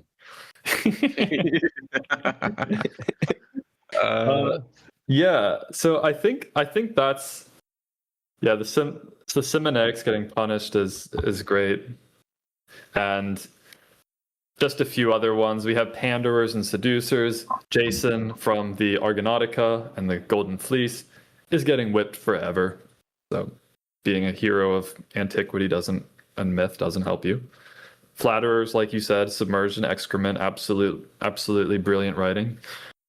That one got a good giggle out of me. There's some people in Boiling Pitch. There's hypocrites that walk in heavy cloaks. That seems kind of not bad. There's, I think one I forgot to write down here. One of the ones that is impactful is, I think, fortune tellers are forced to walk with their heads twisted backwards, and they cry. And their tears fall on their behinds, and this actually makes Dante cry because it's I think one of the terms Charta uses is it's a debasement of sorrow. It's particularly, for some reason this one is particularly upsetting to Dante. I don't know if anyone has any other comments on the Malabulges. I think if you're a kid and you read this, the Malabulges will probably, or Malbolgia, I forget if it's plural, will probably be your favorite part because the demons are really silly and cartoon characters. They are.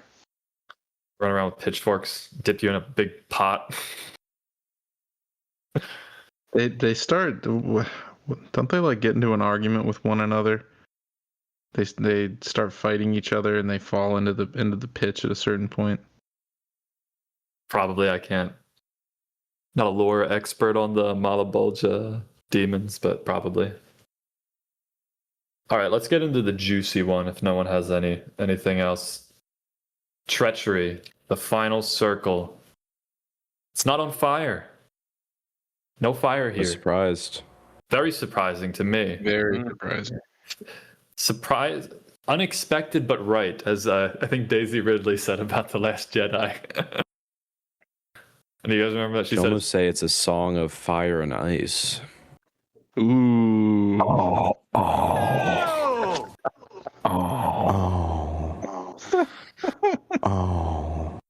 Are these people? Seems like it's making a lot of people gay. Were they sentient? I think they were because they were crying. Yeah, you're right. Absolutely brutal. You're frozen. You can't move. Your head's maybe above ice. Maybe you lay on your back. Really does stink. Imagine being cold stinks. Imagine being like frozen for eternity. Like how much that would hurt. You can't even. Some of them can't even cry. The tears freeze in their eyes as they cry, and some are submerged completely under. There's something about the fire and the burning in pitch. It's almost none of these punishment. They're all obviously horrible, but even the fire, and what I took away from it is that the fire still has some of God's light and heat and passion. And I could even imagine if you're burning forever, it's almost like the pain of the hot fire is so intense that you can't even think about it. Like when you burn your hand on a stove, it's instantaneous. You almost wouldn't even be able to reflect on it. But and this is quieter, so you have the ability to reflect. You have silence and cold. The cold is complete absence of God's light and stillness to reflect on it. It truly is like the worst possible way to spend eternity. Why do you think that depiction of it didn't stick as like the pop culture depiction of hell? Because it is much more brutal, like you guys are saying. It's definitely worse. But for some reason, when you watch any kind of TV show that depicts hell, it's always fire and brimstone, like we said earlier. That's a profound question. I think my take is maybe, well, one, in the Bible it's described as fiery, so maybe people just naturally associate it more. I think maybe I think when people think of hell, they think about, whether consciously or not, the Malabolgia, right? The demons boiling people in pitch. And I think maybe it's because it's a more cartoony or less serious or comforting way of understanding it. But people really don't like to sit in silence with their thoughts. And I think the lake of ice is just, it's scary to people at a deep spiritual level. The idea of having to sit there and reflect on all your sins. I think it's maybe too much for people to grasp. Because when you're like in the, I don't know about you guys, but at night when it's like dark and quiet when you're trying to sleep, like that's the easiest time for your mind to just start wandering. And imagine being in that for eternity, and the devil is like in there with you in the darkness. Yeah, it's almost like sleep paralysis, Trav. Especially the ones that have to lay on their back. Some lay on their back and just look up with their eyes eternal sleep paralysis on a bed of ice. Dear God. That'd be pretty. It's like their punishment is just to be alone with themselves forever. That's kind of profound. Maybe Dante was divinely inspired, because these are so horrifying that it's like there's. And anybody who ever said when hell freezes over, already happened. They belong in some level, some Bolgia of fraud. Okay. I thought the devil being frozen at the center was even more terrifying. That was shocking. Because it was scary to think of his lack of agency in there. Like yes. I found that. Yeah, I found that to be just so terrifying, because I think, and I've encountered this a lot at work, where even when I don't know what's going on, and I'm like, when something's very chaotic, I always think to myself, okay, there's someone above my pay grade who does know what's going on. But in reality, that person is just as clueless. And when that sets in, then you're like, what the fuck is going on? Nobody's in control. Nobody knows what's happening. The devil, the person who symbolizes hell, isn't even in control of themselves. It's like a mindless prisoner. Yeah, that I just found that to be really, really unsettling. That's more terrifying of a thought than him being the one dishing out punishment and coordinating all these malbulges and all that stuff. It's more terrifying that way, I think. Yeah, I'd feel so much better if the devil was like hitting me with a whip and torturing me. And in Paradise Lost, I think Travis has read it, the devil is this more suave, rebellious figure that he has autonomy in hell. Instigator. He's the instigator. He's the king of hell. Here, I think it's just scary. You're just in the dark, and if you even get to the bottom of hell, it's just Satan's just the biggest prisoner of all, and it's and you're in there with him, and it's like you've been specifically targeted as somebody to be in this lake of ice. And I think it's the theme even of the silent. There's a theme I think a lot of people talk about, like the silence of God. You can't, the person truly ruling over it all. You can't even speak his name, and you'll never. He denies you anything. There's a quote in the Bible I found pretty powerful. It's in there's one psalm they talk about.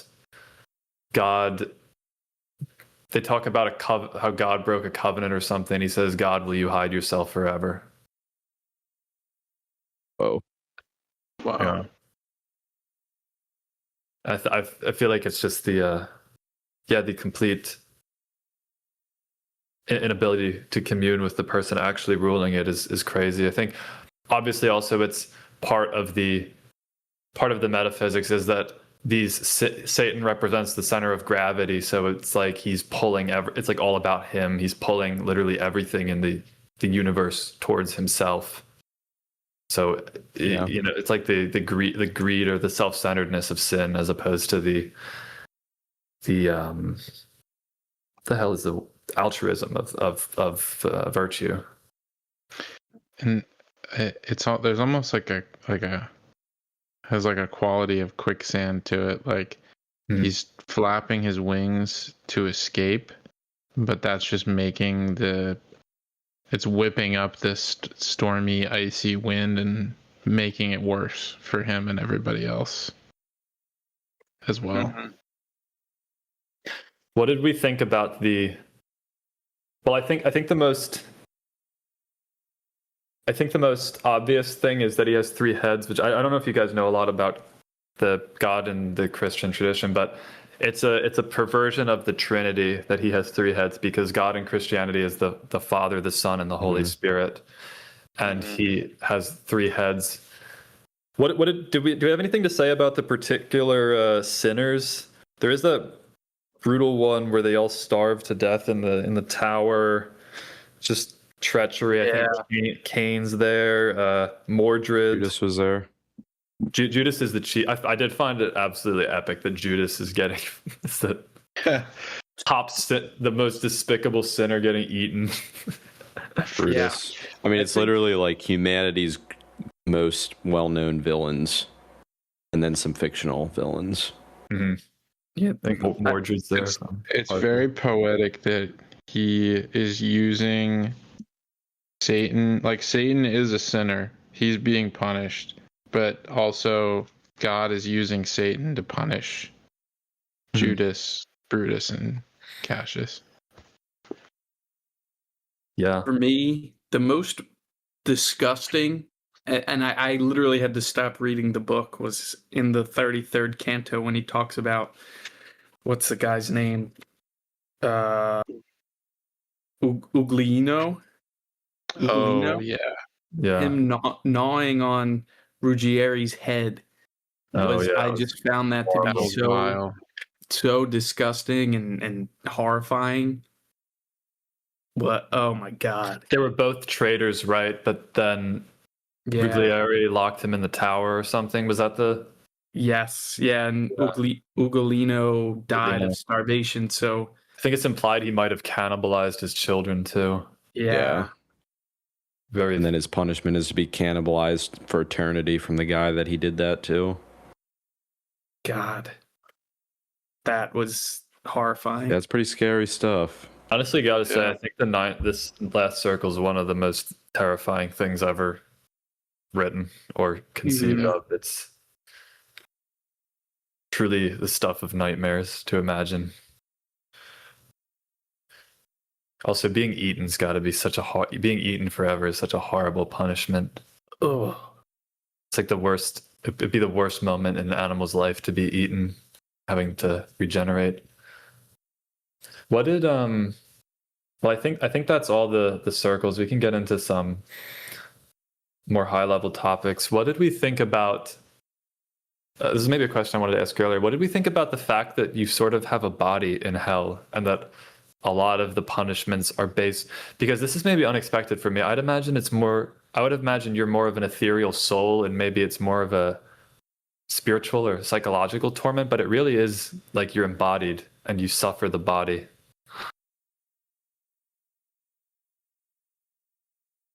I kind of always imagined it like as a body, but I don't know.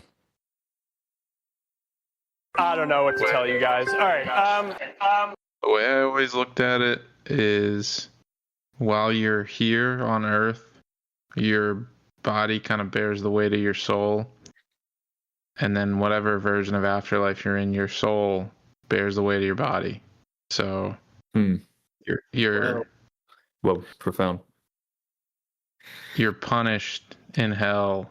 And it's also kind of a convenience thing. Like, imagine having to describe getting tortured as like a wisp. But That's kind of the way I look at it. In hell, your soul's bearing the weight of your body. I am but a lowly Klingo language slave. Yeah, I find it like you were so caught up in earthly matters and your earthly life. It's like, oh, you like your body and doing all this and all these indulgences of the body so much. Enjoy having one forever. Because in Paradiso, I don't think you really have a body. I think you're more of a spirit that floats around in a giant rose. Interesting. Paradiso. Maybe I should read Purgatory and Paradiso at some point. Mm-hmm. But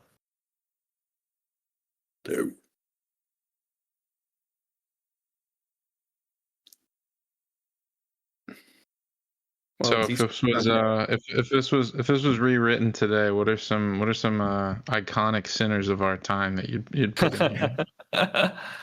Ooh, I mean, it's got to. I mean, we already talked about Epstein. Yeah, Epstein Kissinger. For sure.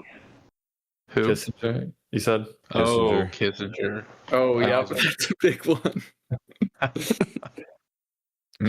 See, there's got to be articles on like Henry Kissinger death toll.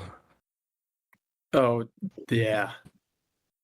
His policy, let's see.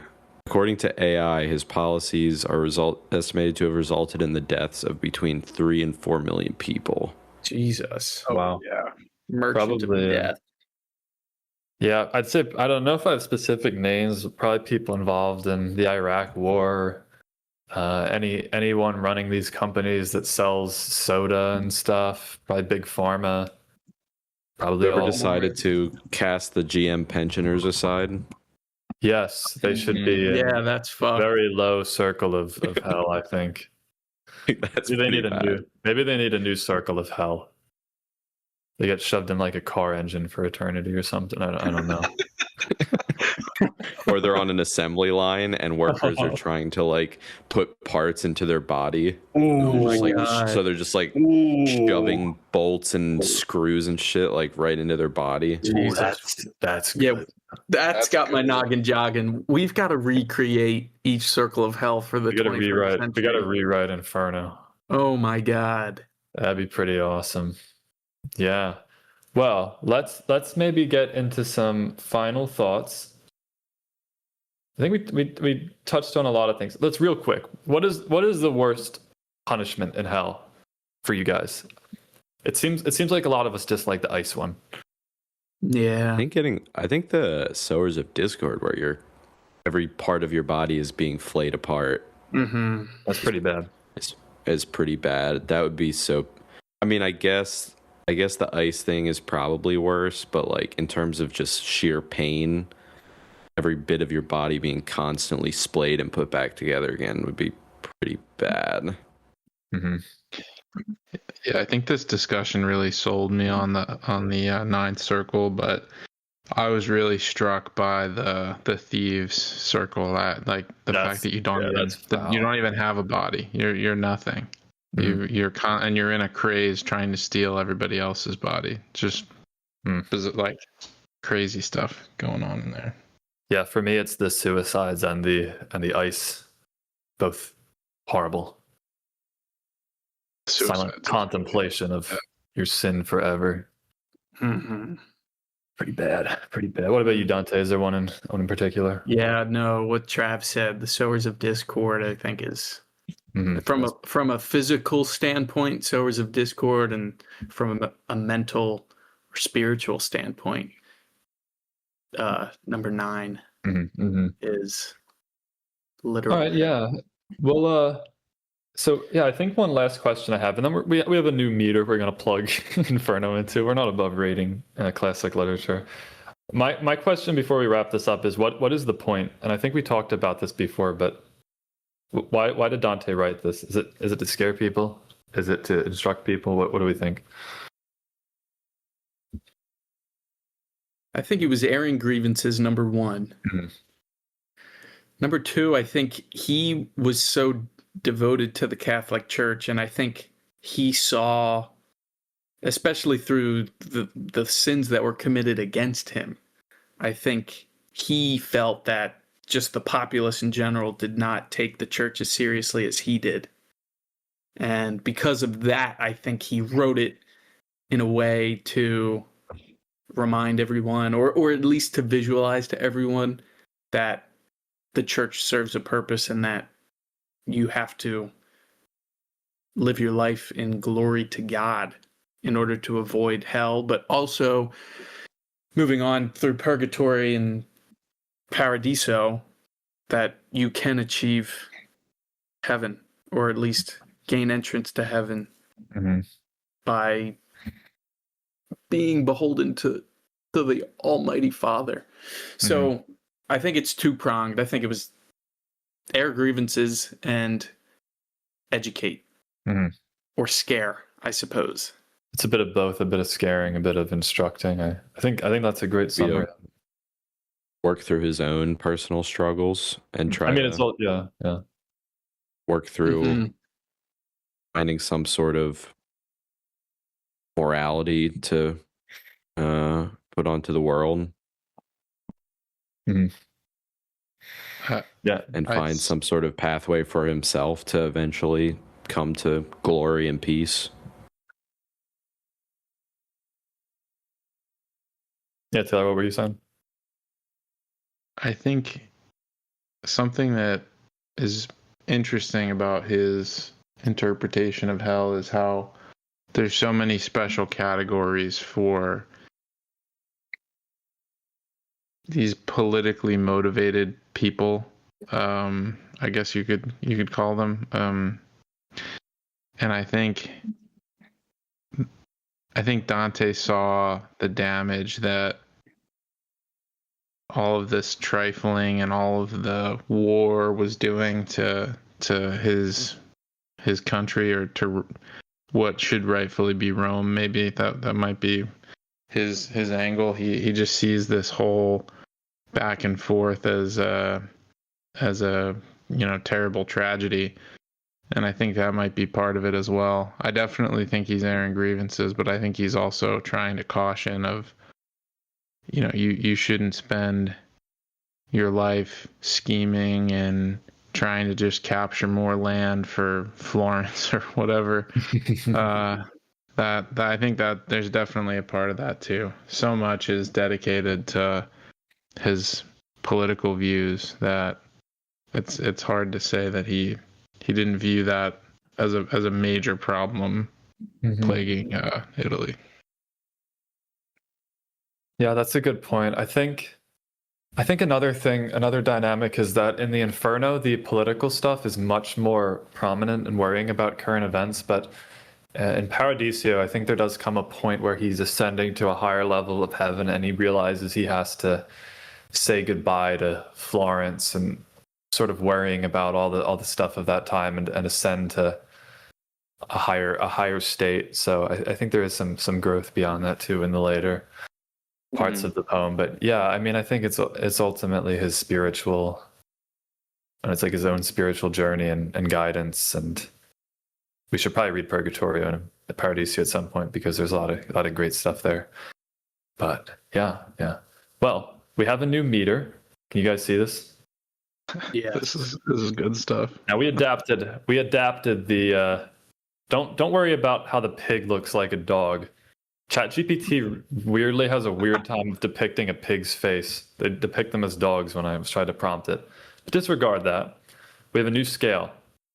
Doom, slop, pulp, book, prose, literature, logos. Who wants to go first? Who wants to be the first to use the new literature scale? Oh my god. Oh my god, dude, that drop is so good. I'll take a crack at it. Yeah, take a crack at the new scale.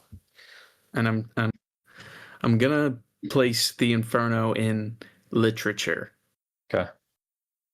I'm weighing heavily on Dante's language and the words he chose, how he described things. I think that alone makes it logos.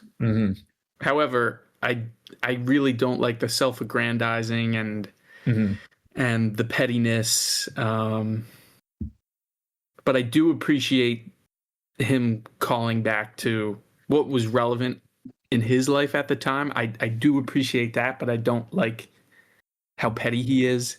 Mm-hmm.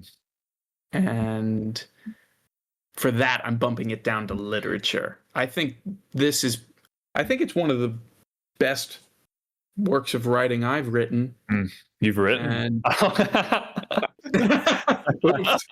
oops. You are Dante. So. One of the best works of writing that I've read, and I'm definitely excited to read Purgatorio and Paradiso. And with that, I also want to pose an epic comeback for John Travolta, starring as the Angel Virgil in the Christopher Nolan adaptation of the Inferno, coming out in 2029. I got two words for that. Absolute cinema. Could you imagine John Travolta as the Angel Virgil? I mean, he played Michael. It could be awesome. Yeah, he's ushering Matt Damon through hell. He comes across. That would be so good. I'm trying to think of it also as like from Travolta's perspective as Dante and who he would have grievances with that he would like designate special punishments for. Like, yeah, he's like, oh, this circle of hell is reserved for anybody that's ever said a bad thing about Scientology. I think the devil at the very center would be Sylvester Stallone for putting him in Staying Alive.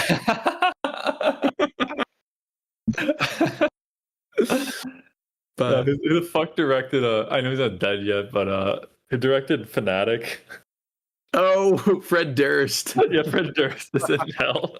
He gets down to the ninth circle. He's like, I got chills. Anyway, yeah. Travolta, please star in Inferno. It'd be awesome. Well, I'll go. Right, I'll go. Oh, you can go. You can go. Bro. Okay. I agree with the criticisms Dante had, and I also will add to the criticism list. I wish that there was more. I don't think there could be, because I think he sees it somewhat black and white that they deserve their punishment. I wish there was a little bit more making the sinners three-dimensional, which again, I don't know if that would be possible given the historical context. But I think the thing that might have elevated it for me would be if all of these sinners they talked through in their life, if it was more like Gray, that the things they did were motivated somehow justly, maybe. Like if you got to hear a dialogue from Brutus being like, I thought killing Caesar would have been the greatest like gift I could give to Rome, something like that. Yeah, I wanted to save Rome. Yeah, which, because I don't know, I feel like a lot of them, like some of them you got their backstories, but it just felt like they got their backstories, they like were sad about it a little bit, but it wasn't, I think the thing that would have brought it to the next level and made it more like Shakespearean almost would be if you got to see some like depth of human emotion a little bit more in the sinners. So yeah, the self-glazing and a little bit of a lack of depth. I'm gonna go with pros. I can go next. I think I would have liked to see more.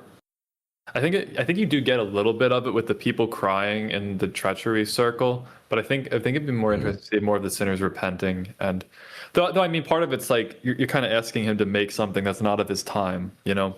Yeah, that's what I mean. I understand, but it's kind of like how. Remember when we read the Canterbury Tales, how boring that shit was? It was kind of boring. And you can't ask it to be anything different because it's from a different time, but you're like, man, this is just like so dry. Yeah. I will go next. I definitely would be interested in revisiting this after we read Purgatorio and Paradiso, because I think some of the criticisms may lighten up. But I will probably actually give it Logos. I think it's just so the comedy is just so influential in shaping the culture, and Dante's poetry at times is just the ability to imagine all this is unrivaled. I will agree. I will give it a few demerits for the fan fiction cringe, self glazing, and What did you say? some of the pettiness, but I think it's still firmly Logos. Oh, Taylor. Yeah, I've kept quiet because I'm really on the fence. I'm very much between Logos and literature because I really agree with the criticisms. I think the self-glazing weighed really heavily as it went on, but this is probably the most enjoyable read I've had maybe ever. I don't know. It's definitely up there for me. I might have to put it in Logos. But I do the criticisms are definitely there. I by the end I was really kind of sick of Dante's politics and and his personal grievances. Yeah. To your point, Taylor, how awesome he thought he was. I love the canto structure. And especially with Chiardi's notes, I thought it was I just even reading it as a book was enjoyable. Because I feel like he got his message across in each canto, and then it was like, okay, now that you've consumed that little morsel, I'll give you another morsel. Yeah, and I respect the work of the translator so much because they need to have the historical context to really. It's not enough to know the words. It's like you really gotta understand the historical context, and I especially appreciate when there's a citation that basically Chardy says like this is hard to translate. I don't really quite know if I did this right. Here's what past translations have noted, and I went with something a little different. It fleshes it out a bit more because you are kind of a limited by Chiardi's ability to understand Dante's writing. I'd love to talk to someone that could speak Italian to talk about. I'm this like book. probably like fourth best Italian on the podcast. What do you mean? I'm referencing Inglorious Bastards. I haven't seen that in a while. The scene where he's like, he's third best Italian. He's like, I don't speak any Italian at all. He's like, yeah, exactly, third best. Oh yeah. Dominic De Coco. Yeah. Well, okay. There it is. Inferno. 4 hours of Inferno. Wow. You got a real. Is this treat. our longest discussion yet? I think it is. Listeners got a real treat. We should. I don't know if we should do it next, but I think we should read. Like I said, we got to read Purgatorio and Paradiso. You got to see the ending of Dante. It's. I think you might find him more mature than you think now. So he died shortly after writing this, but did he? Yes. He wrote Purgatorio and Paradiso after this, or I think it all was released basically at the same time. It's all one. It's one story. It's just the comedy. We just package it differently. Okay. But his reunion with Beatrice is very sweet in Paradiso. I think we should read it. Anyway, listeners, you should have read the book already. If you haven't read the book, you could probably read it in about as long as it takes to listen to this podcast. Pick up the Chardy translation and check it out. Thanks for listening. Bye.